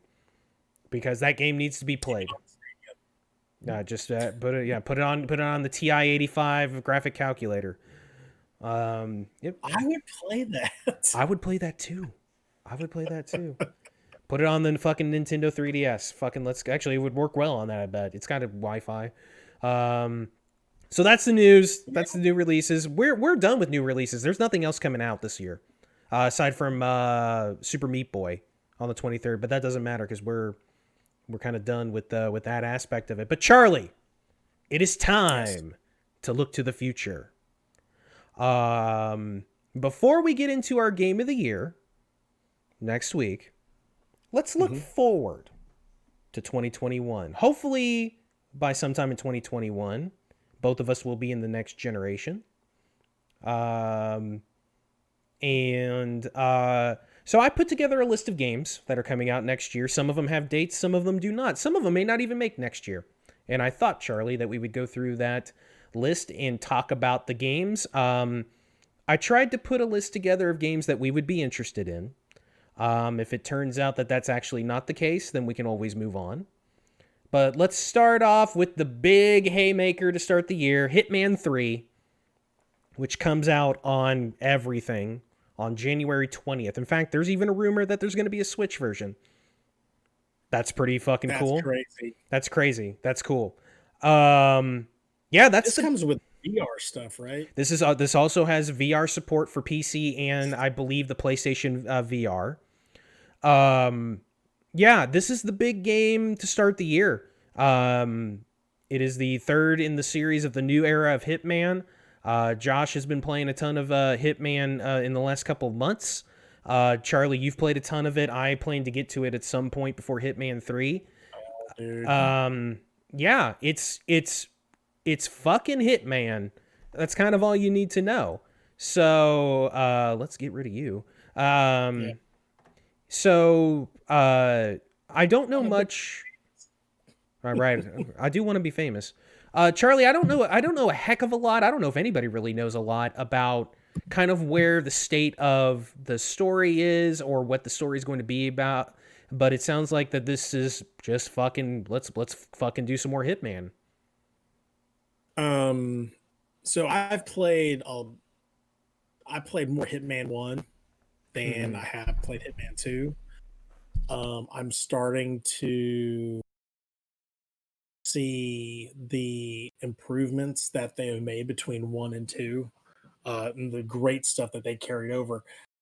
Story wise, I keep in the dark about this because I've honestly never finished Hitman 1 to its completion. I think like once I got to Marrakesh and Hokkaido, I started trying to get the different contracts in.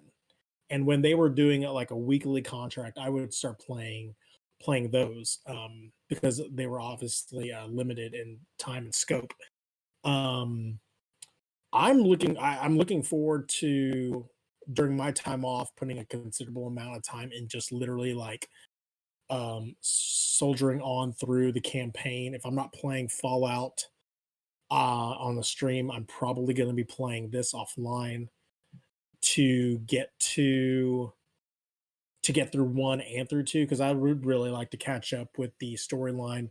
My brother who streams this at Joe Shizzle 2323, he he will even he does a really really great service to me by not telling me what's going on, and usually he will tell me, and like I can kind of hear his excitement and his hesitation to tell me what's going on, and he's like, you need to catch up, like we need to talk about this, and I'm like, okay. And so like I'm looking forward to actually doing a full deep dive into the games coming forward in the next week because I really would like to dive into Hitman 3. God, where that thing has come from. Hitman 3, Hitman is a great game again.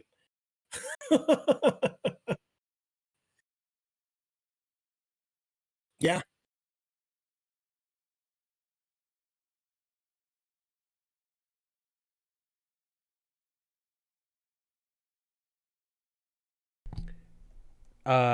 Square bought IO Interactive, and they said, "Hey, make Hitman, yep, make it how you want to make it." And I think with doing the episodic stuff in that first one was such an incredibly smart idea. Just that small filter and the daily targets and things like that. Like, just it was such a cool concept. And then not only that, yeah, the game is great. yeah. I'm gonna get into it. I need to. I have it ready to go. It just I Just just have dip to. your toe in, and you're just gonna want to Well, get yeah, I know, and I'm going to. I may actually dip in a little bit during the break. So yeah, so that's the big. That's probably of the ones that have actual dates. That's probably the biggest one. Up yeah, next, a week later, January 28th, The Medium for PC and Xbox Series X. It's kind of psychological thriller, kind of horror-ish game. The main reason I put that on there, I put it on there for two reasons. This is another day and date Xbox Game Pass game, and it's significant because it's a third party game. The Probably the biggest significant thing is that this is an Xbox exclusive. It's the first real Xbox exclusive to come out on the new consoles. I don't know if it'll be good. It got delayed. It was supposed to come out this year. It got delayed. Oh, no way. An Xbox Series X game got delayed? No, weird. Um, but it looks interesting. I actually already have it preloaded because of Game Pass. So I'll check that out, see how it is. So that's interesting. I don't know if you even know anything about that game, Charlie. looked a little bit of the trailer. There's really not much to tell, although it does look like the protagonist is living in the present, and all of a sudden something is occurring where she like swaps dimensions or parallel universes, and that universe is pretty much hell, and Yeah, it looks horrific. So I mean, yeah, it's very reminds me, God, it's got like this weird feel of like Dante's Inferno. sure. um don't think it derives from there, but it's just that weird like horrific demonic doom feel or whatever that kind of placates to it. So Look, uh we'll see. it's been a while since I've done this, but I actually kind of liked it. Josh, Damn it, Josh. I kind of like that one. That one was all right. I just saw it. That's awesome. God damn it. For those listening to audio, he made a joke about medium cooked meat, and for some reason it made me laugh. Anyway, let's move on. Next up, we got the Nintendo Switch, February 12th. The Super Mario 3D World Deluxe with Bowser's Fury comes out. That is basically the deluxe version of Super Mario 3D World, which that was a Wii U game, right? Yes. I never played it. Yeah. It's supposed to be fantastic. So yeah, I'd like to give that a shot. And I guess Bowser's Fury, that's kind of their, hey, it's the deluxe version. We got to add something new to it. And I guess it's a little side story featuring the Bowser. Did you ever play it? Did you ever play 3D World?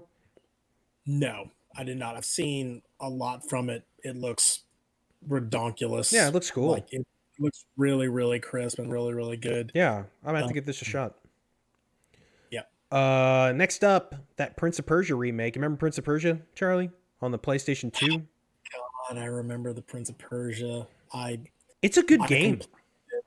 I completed the trilogy, and then rebooted again. But before this reboot, there was another reboot to it. That's and right. It was weird because the initial trailers that came out for it, it's like they set these trailers out there, like these teaser trailers, and all of a sudden a new like artistic company had come in and redid everything.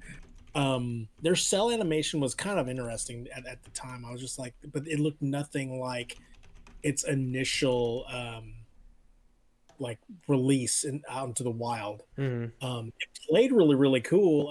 It was the feels that I got from the original trilogy, because I played that trilogy from stem to stern, including like, was it Warrior Within, and then I can't even the two thrones or something like that. Yeah, was the second one. God, they were just, yeah. I mean, I never played past the first one. The first one is definitely the one, like, it is definitely the tentpole of that. It's very good. It's very, very good. It seems like it's going back to that, which I like. Yeah, it's a remake of that first one. I don't like what they're doing with the graphics. It looks weird. I don't know if you've seen the actual trailer for it. I don't know. I have. I don't know. I don't know if I like it. It reminds me of an up-res version of the original. Sure. I mean, maybe don't call it a remake if that's the case. Whatever. It doesn't Sure. matter. So that's March 18th. Charlie, probably for games that we know are coming out next year, this might be your one that you're looking forward to the most of ones we know. Deathloop. Yeah. Timed PlayStation 5 exclusive for 12 months, coming out to PC as well, May 21st.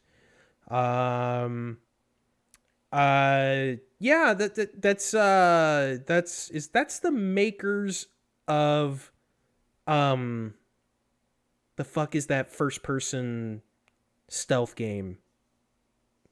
Oh shit. Adam loved it. Dishonored? Yes. Dishonored. Yeah. Isn't this the makers of Dishonored making this? Yeah. And correct. It's Bethesda, that's the publisher. It's the last Bethesda game assured of coming out on anything besides Xbox. Yeah, I made a great first impression with me. Since then, not as much, but I'm still pretty excited about this. This looks cool. Yeah, and it's been delayed. Like, honestly, it should have been out by now. This was one of the casualties. The new was it the opening new console opening releases that were supposed to come out alongside with the PS5. That never happened. So, we'll see. Like, again, if we were happy to see Cyberpunk released, or like, when they purported it to be, without another delay, and look what happened. So perhaps a delay is, we should take it as a good thing rather than put it out when it's ready. Throats regarding like, I ordered this a long time ago, you should give this to me. Like, come on, come on. We can't. I can't argue about that anymore. I can't talk about assholes anymore like that. Sure. The last game that we have an official date for, Back for Blood, which we talked about, June 22nd. That's on PC, both last and current generations of consoles. Like you said, hopefully that's crossplay. That'd be amazing. But we talked about that. So then now we're going to move on to the games that we don't have dates for, but we've been told they are 2021 games. One to add to that, Perfect Dark. We did see that is a 2021 game as well. First one on the list here is Far Cry 6, starring Giancarlo Esposito of Breaking Bad fame. And Mandalorian. And I don't know that. But I mean, I know that, but I don't know that yet. It's really funny because Far Cry 6 is one of those games where we've only seen really CG like trailers for, but you watch the trailer, which features Giancarlo Esposito very heavily, and you're like, fuck yeah. Yeah, I'm super interested. Like, there's something about him being in it and the way that he's presented in that game that makes me want to see what his character is. It is kind of crazy that they're on 6 now, though. So, looking at 2021, there are several items of note that I've thought about including in my stream. Sure. I have never played 1 second of any Far Cry game. Boy. You should play Far Cry 3 then. It's the best one in the series. My understanding is that Far Cry 3, Far Cry 2, I've heard Far Cry 4 is bananas as well. Yeah. That this could be on my calendar in the not so distant future, especially with Far Cry 6 coming out. Yeah. That trailer looks bananas. It's amazing. So cool. Yeah, like in the way they present it, it's great. Video games look great. You're right.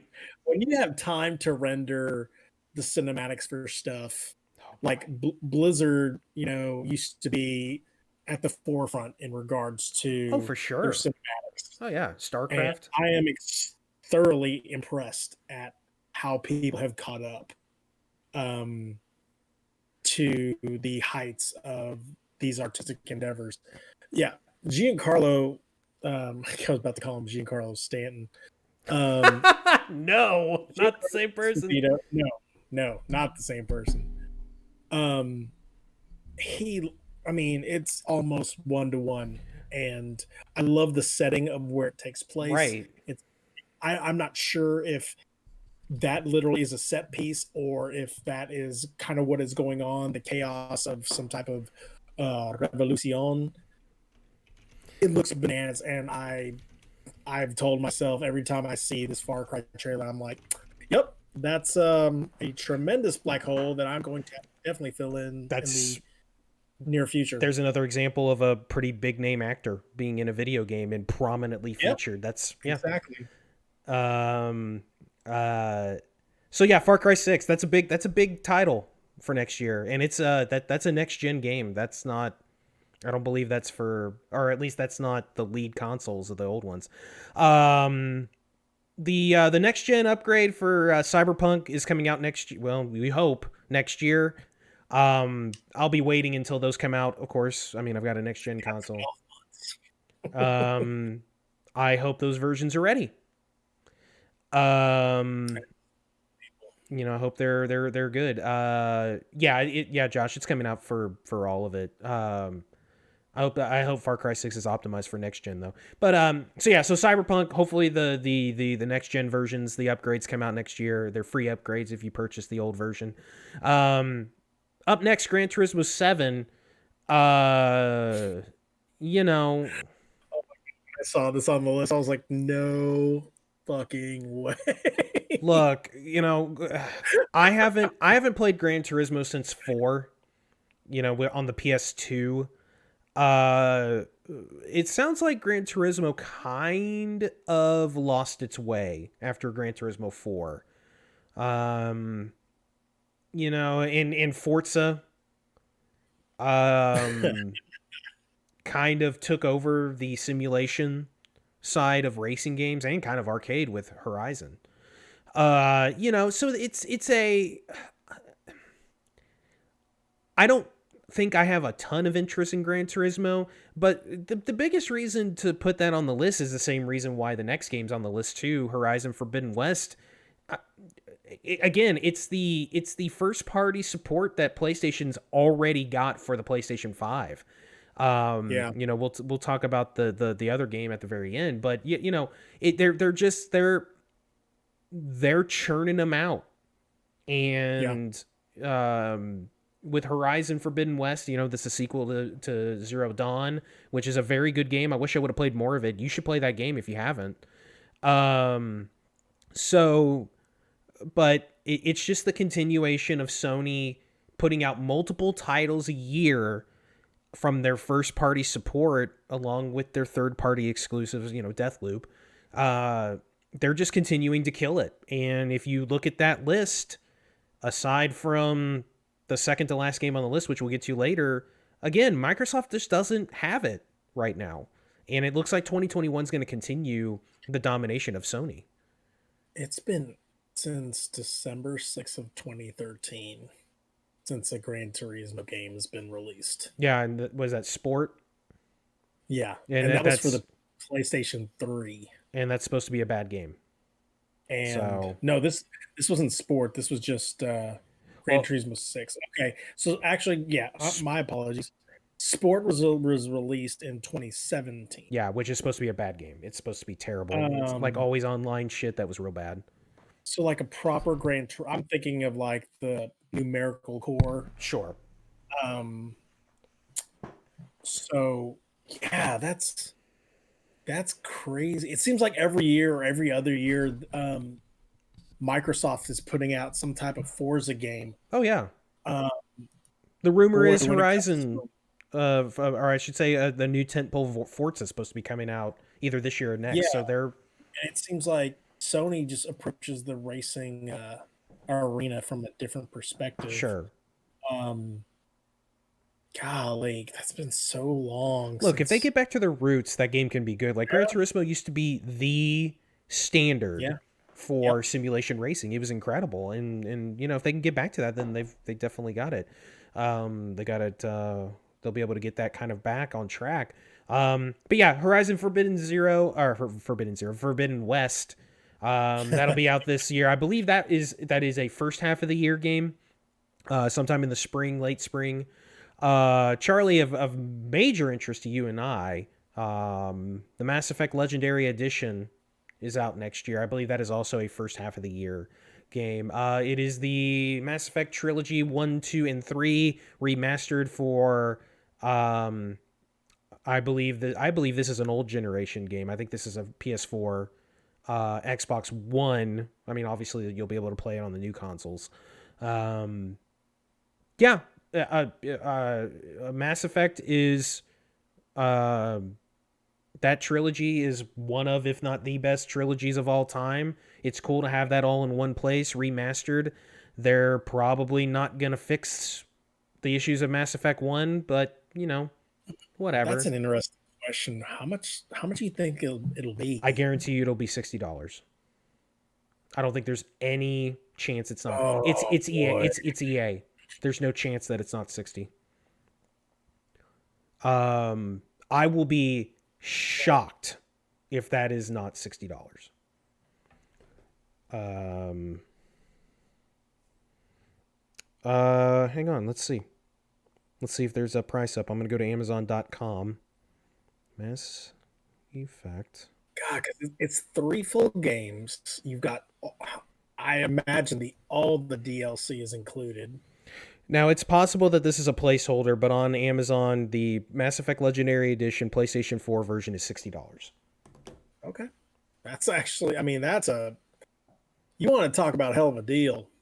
Sure. Like if it is, sure. is up-res, done Now stuff to it. that's the thing, is that if they've done a little bit of work to it, then yes. But if they're just like, oh, we up-resed it, and then that's it, like they didn't do any actual work to like textures and things like that, then maybe that's not as a good of a deal. But yes, you're talking at least two of the greatest games of a generation.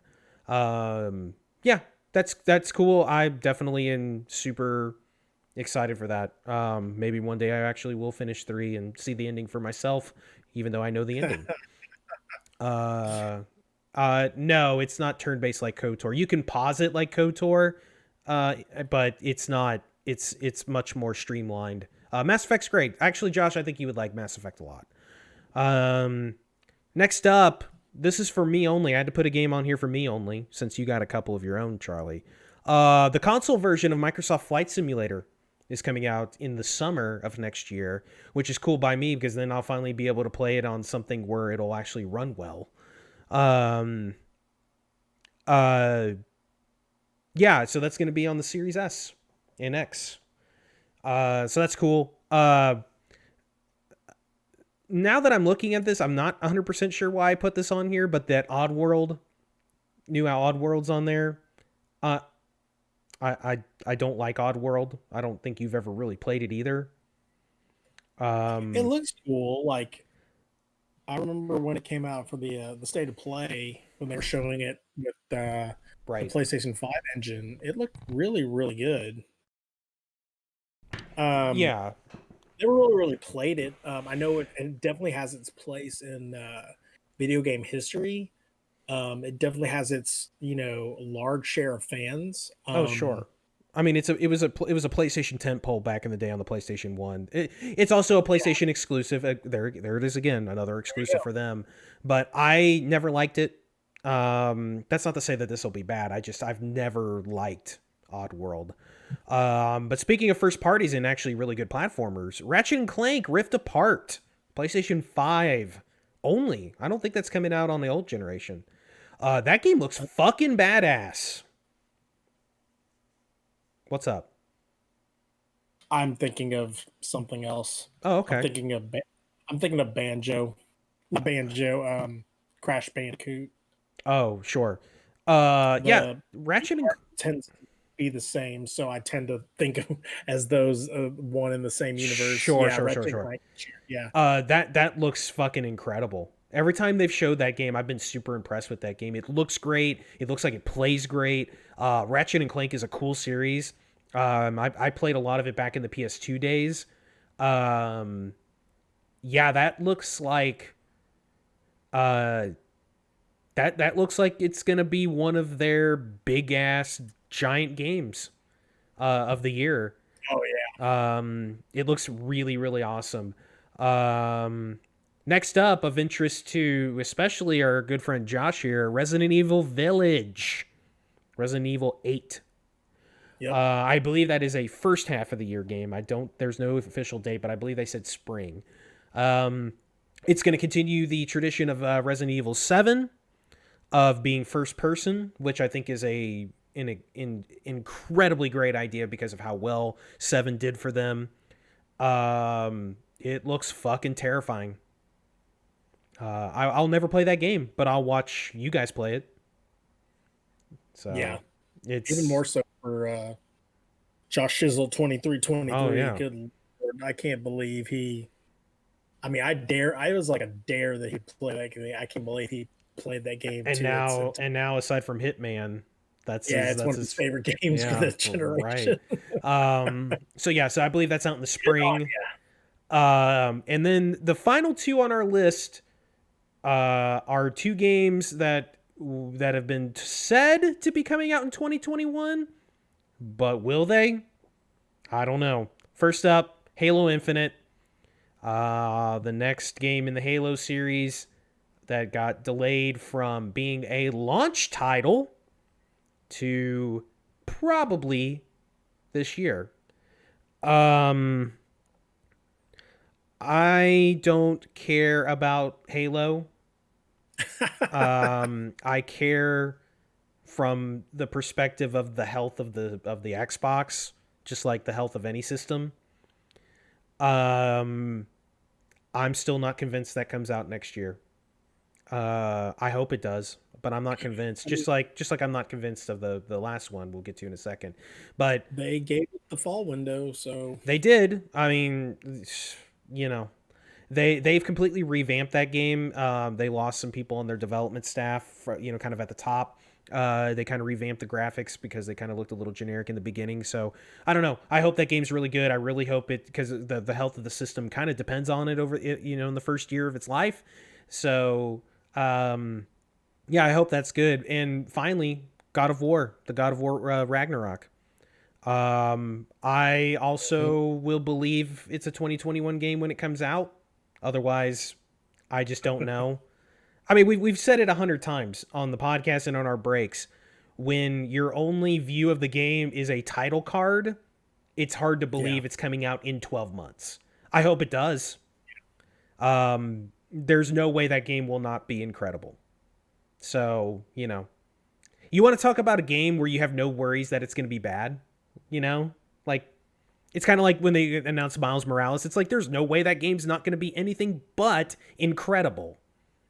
So, yep. But we have nothing to go on. We don't know anything about this game. We don't know anything. We don't know what it looks like. We know that Kratos is in it. I mean, there's supposition if you've finished the first Sure. Going, like how the story is going to steer its way through. But you're correct. It's all we've literally had is a title graphic. And God, I'm trying to remember how many years from teaser to release. I want to say it's like 2.5 years. And that doesn't even take into account like everything that was done beforehand for the first or the 2016 God of War to come out. Mm-hmm. I mean, it's been that long, so sure. I told you the other day, I think there's a better chance God of War comes out next year than Halo. I still believe that. I honestly don't believe Halo makes it next year. But we'll see. It sounds like it's gonna be a pretty kick-ass year, and of course there is shit that we don't know about yet. There's going to be surprises. And I can't wait for it. That'll be the year when all of us have next gen consoles and shit, and it's gonna be great. So that's 2021. And that's gonna do it for the topic of the show. Thanks for listening. I don't know where I'm going with that. Anyway, doing great. Everybody's doing great. So now we're gonna get to the mailbag. And if you have any questions, you may want to hold those questions, because I don't think we're gonna have a mailbag for a couple weeks because we're kind of done with regular ass shows. But you can reach us in a lot of places. You can reach us on the Discord. You could reach us via the Twitter. You can send us carrier pigeon, snail mail, or priority mail. You can reach us on the Twitters, Charizard81 and Team Llama Games. Charlie, we're going to start with some rapid fire questions, food and drink questions from our good friend Josh. And by rapid fire, I mean we're just going to give an answer and we're probably going to move on. We're going to start with Chicken Express or Cane's Chicken Fingers. Yes, 100% correct. It's Cane's. Nothing wrong with Chicken Express. They're not as good as they seem to used to be, but it's Cane's. Little Caesars or Cece's Pizza? Oh, man. If this was 10 years ago, the answer is Cece's. Now it's Little Caesars. Cece's is bad now. It's bad. Yeah, I was gonna say last time I went to a Cece's, they're trying to trick stuff up, which I appreciate. But it's not good tricking up. They're doing with pizza what we as kids used to do with the fountain machine, trying to mix in everything into a suicide drink. It really doesn't work too much with food. I don't know. Sometimes it's successful, sometimes it's not. I would go with Little Caesars. Yeah. I think Little Caesars is actually pretty decent. Now the cheesy bread and the dessert pizzas at Cece's are still good. But overall it's Little Caesars. Up next, Sunny Delight or Simply Orange. I mean, come on. It's Simply Orange because orange juice. Sunny D tastes like fucking shit. It's awful. I like Sunny D. It's nice and refreshing on like a nice day or whatever. But if I were to have a choice between those two, it would be Simply Orange. Oh yeah, Simply Orange is great. It's the goat of orange juices. It's like the bands. It's the offshoot from Simply Red. There you go. That's gonna do it for the podcast, everybody. No. Up next, what's your favorite drink to get at Sonic? Ocean water. Ocean water. Yes. I am a slush man when it comes to Sonic, and the orange slushy is my go-to at the Sonic. Cherry Lime made a very close second, as Josh indicates in the chat. To coffee, what's your favorite drink to get at Starbucks? Triple grande raspberry non-fat no whip white mocha. It's pretty good. That raspberry mocha is pretty good. I am a white chocolate mocha man myself, with a lot of whipped cream, and you drizzle up, and you put a little bit of that drizzle on top. That's pretty great. I get it all full because I'm a fat ass and don't give a shit. I will say with the holidays, peppermint mocha is the bomb. Dude, I had that for the first time the other day. Fucking good. Yep. Josh says vanilla frappuccino. That's a good choice as well. It's very good. It's very, very good. And finally from Josh, Pepsi or Coca-Cola? Come on, it's Coca-Cola. Pepsi challenge. It's Coca-Cola. I like Pepsi fine. Like I don't have a problem with Pepsi, but it's Coca-Cola. Coca-Cola might be my favorite soda just in general, which I know is blasphemy coming from a Texan with Dr. Pepper, but I fucking love Coca-Cola. Yeah, I would agree with you here. Like it's Coca-Cola. Yeah. Charlie, you've got the run sheet up, correct? Yeah. Why don't you give us the Smithy questions? Okay. The first Smithy question, our man from across the pond. What do you find most pleasing as a viewer to video game streaming? So, for me, that's easy. Like, in general, I don't care what the person is playing. Because a lot of times, for me, it's about... Well, I mean, to me, it's about who the streamer is. Hanging out with them, talking with them, interacting with them. And, sure, you know, playing a game I'm interested in obviously helps, but... Like I've gone into streams where you're playing something that I don't necessarily care about and had, you know, like for example, when that day you were playing NCAA football. Like in general, like I don't care to watch people play sports games, but that's some of the most fun I've ever had being in a chat. You know, same thing with Josh. Like, you know, Josh will play something that I'm not necessarily interested in, but if the chat's banging and Josh is, you know, banging with the chat, then it's a lot of fun. Like, think about marbles. Like, that's not pleasing to watch.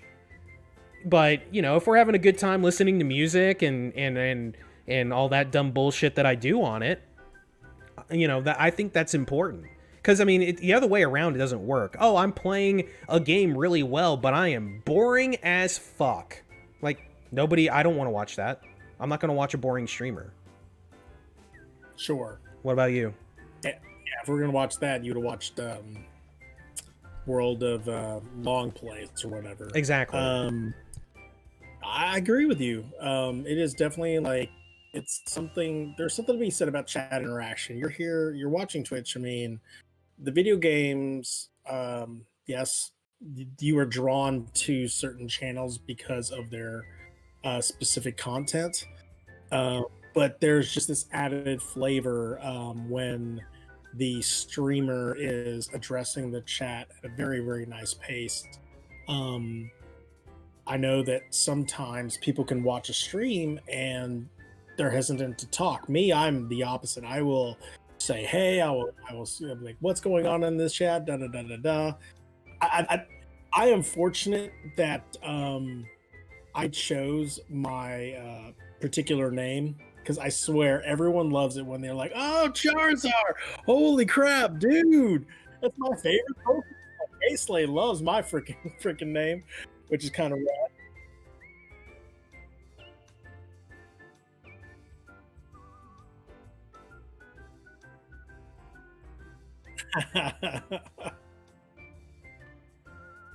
Nice. Fuck, my fucking microphone was off again. Girls like my name, Llama. Anyway, I think the sign of a good streamer is someone that it doesn't matter what they're playing, they can be entertaining. You know, sure. you could be playing a boring text adventure game, but still be engaging. That's a sign of a good streamer to me. Yeah. Concur. What's next? Second question: original arcade machine version of Rampage, or original console version? And I will answer immediately, because to me it is the original console version. The reason I say this is because it was free once you bought the game, and my brother can attest. I have beaten that game so many times with both Georgie and Lizzie, and as mundane and as very basic and shallow as that game is, I always loved it. I loved destroying the buildings. I loved like going in and eating the people. And it was I was like, this is as close as I got to be Godzilla till I got the game Godzilla. Right. But I won't brush aside the original arcade machine version. That was actually, a lot more difficult in the gameplay. Right. You got to pick 3 characters along with the wolf. I think his name was Ralph or whatever, but that was a good game too. When I had the time, and again, that was one of those games where you couldn't save. You had to play it all the way through, or you were like Chuck. And my brother would sit there with me, and we'd play all the way through. Yeah, the NES was the first console where those versions of those arcade games were pretty comparable to the arcade games, because the Atari 2600 versions of arcade games were awful. Like Pac-Man was terrible. Space Invaders was a bad version. But the NES was really that first console that could do those arcade games very well, and that's true of Rampage. That version is a very, very good one. The NES version is the one that I played way more than the arcade version. But yeah, like you said, the arcade version is very good. But I played a ton of that NES version. It's a great game. Next question. Probably one for you, which is very easy, and me is very hard. Which is your all-time favorite movie? Yes. For me, it's Forrest Gump. It always has been since that movie came out, and it always probably will be. I adore that movie. I still love that movie. That's one of those movies where I can watch it and find new things every time I watch it, and I've watched it 100 times. It's awesome. What about you?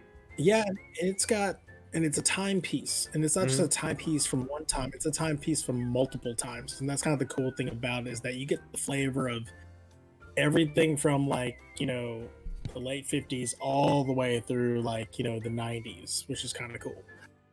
I have thought about this long and hard, because as a former RTVF student, that's what I got my bachelor's degree in.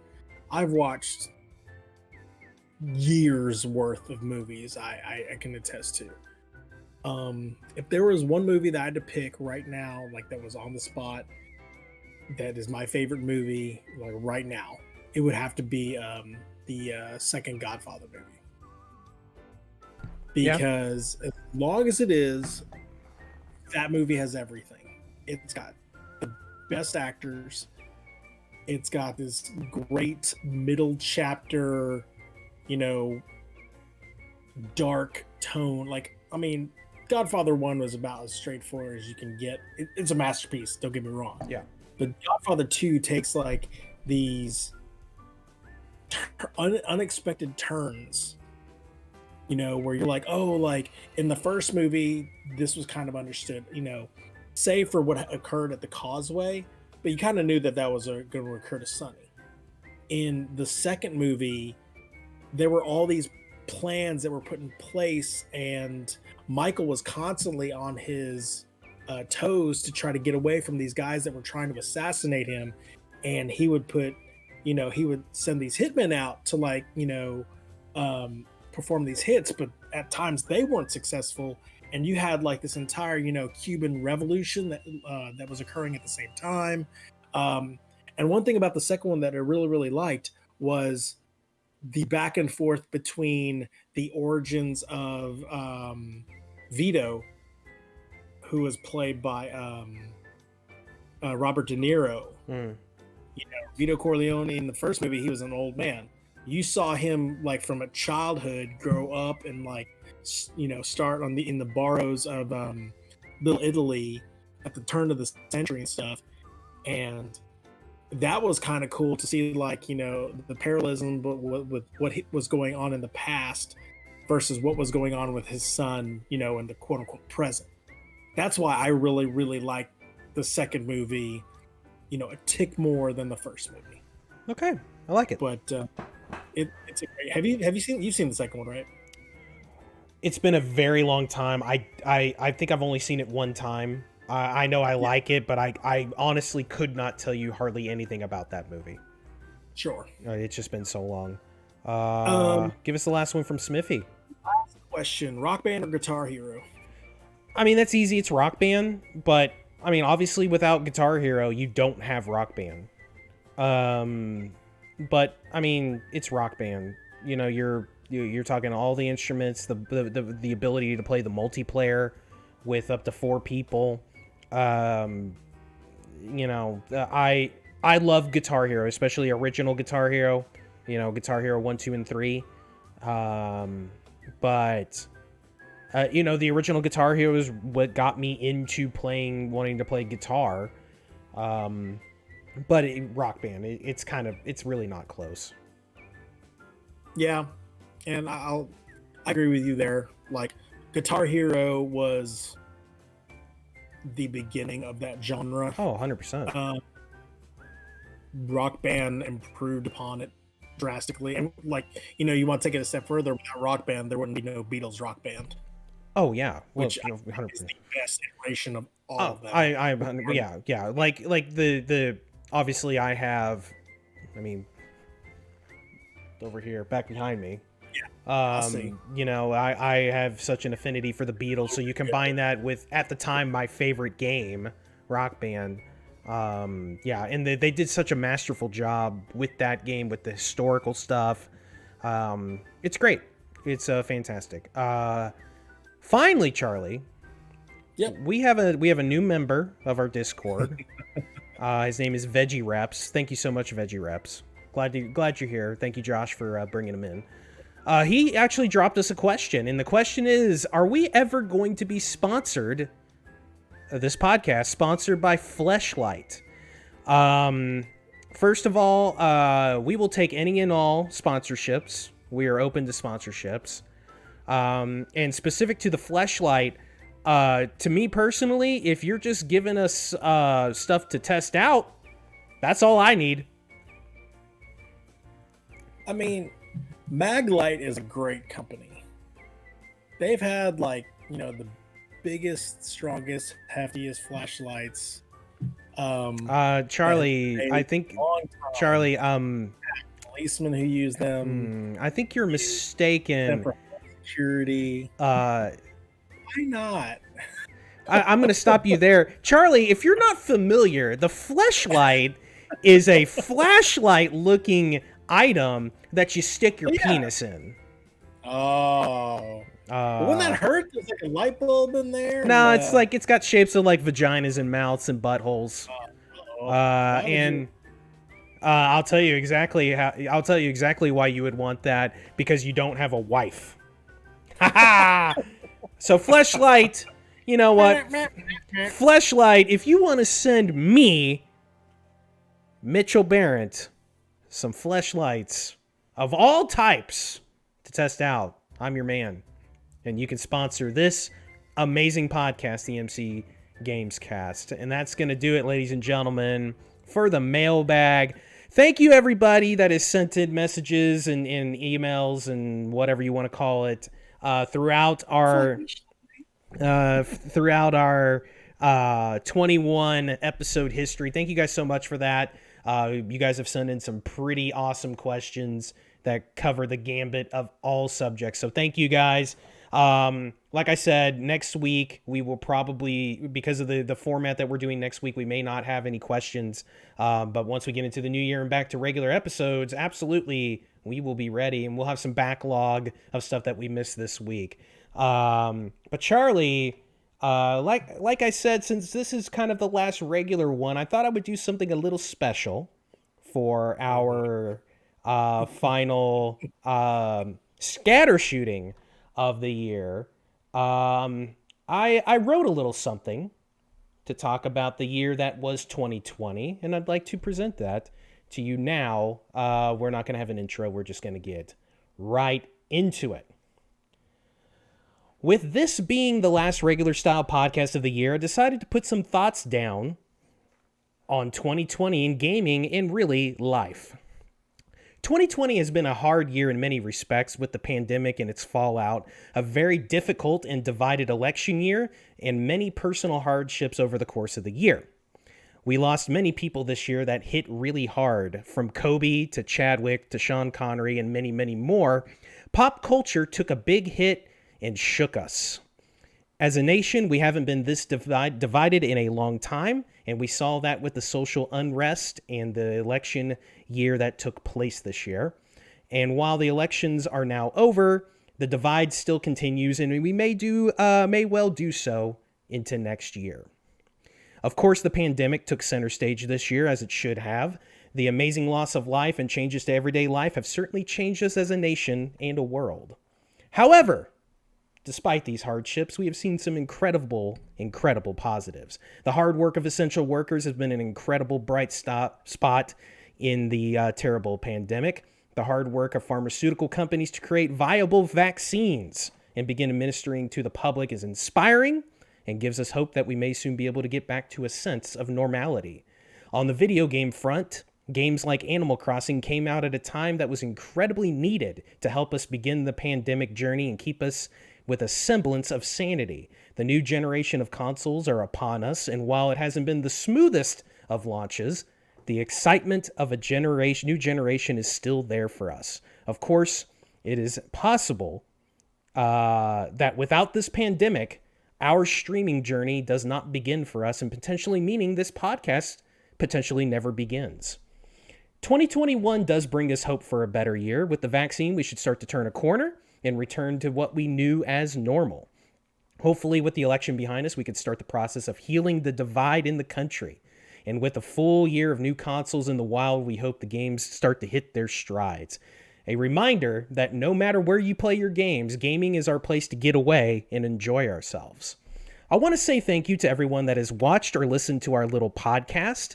Special shout outs to Ryan, Josh, and Smithy for being guests on our podcast. Shout out to guys like Nico, Sturm, Elite Asian, and Aaron the Great, and all the others that hang out with us on a regular basis and gives us a reason to play podcast dress up each and every Tuesday or Wednesday. And finally, a special shout out to my main man, Charlie. We have been friends for 15 plus years, and out of all of my friends, when it comes to gaming, we have always been on the same page when it comes to the understanding of the gaming industry. From the early seeds of the podcast on the breaks that we took walking and talking about the games, to that first amateur-ass podcast we did in July, we finally did what we had been talking about doing all of these years.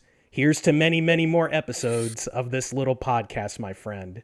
And to close out, we do so in typical MC Gamescast fashion.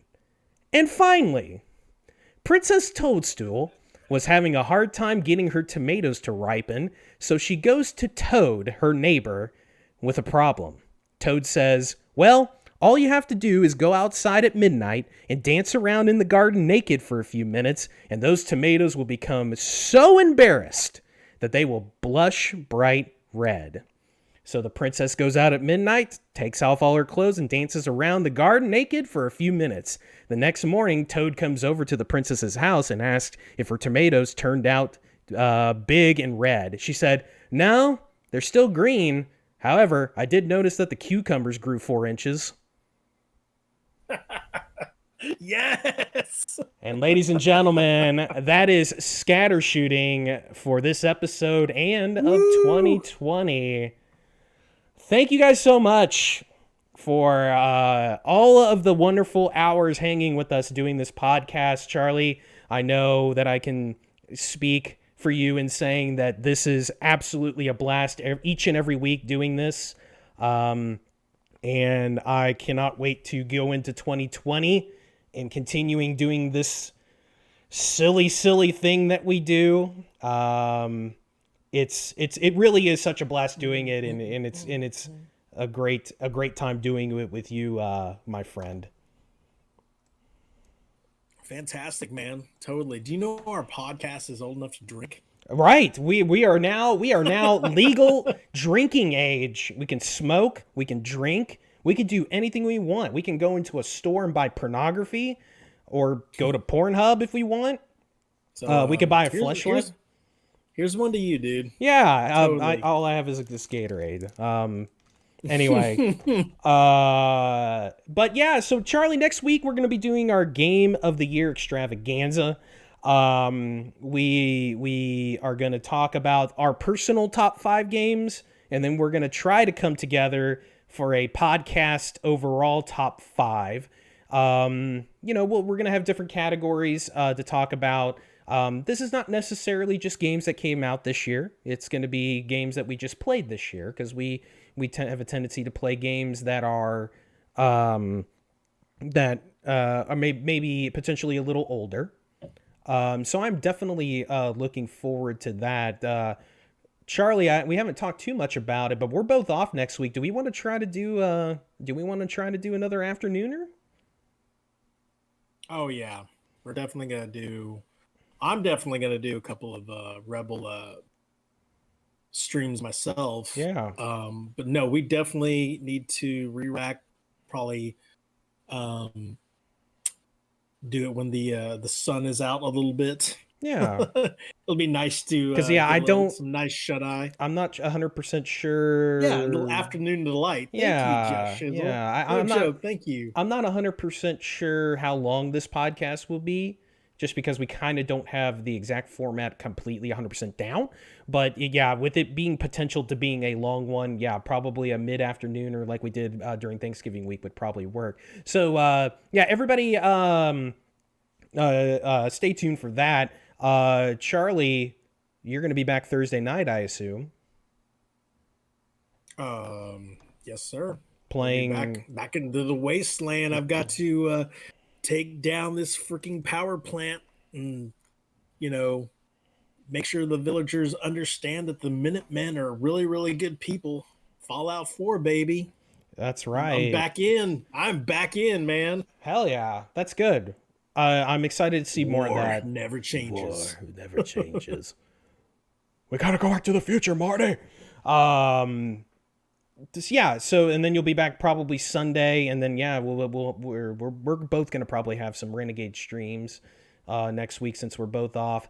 I'll be back tomorrow night with a little something. And yeah, I think Friday night I'm gonna get back into that community stuff, and we're gonna do a little bit of that there. Among Us. Also stay tuned for Josh. He'll have some Cyberpunk late night tonight, and then of course back with the lunch. A little bit of that lunch special. Charlie, got anything else that you wanna promote? Man, all those sentiments. Thank you so much. I'm so glad that I've always wanted to do a podcast, and the fact that we're doing this together, I look forward to each Tuesday every week, and granted that may make time seem like it's going a lot faster, but time flies when you're having fun. So yeah, for sure. Yeah, I mean, I'm sorry, I didn't mean to cut you off there. No, that was it. Yeah, like, yeah, no, I yeah, 100%. I love doing this, even when I don't feel like streaming this. I still really like doing this. But that's going to do it for this episode. Thank you so much, Charlie. Thank you so much, everybody that hung out. I'm Mitchell Barrett. That's Charlie Zarzuela. This is the MC Gamescast.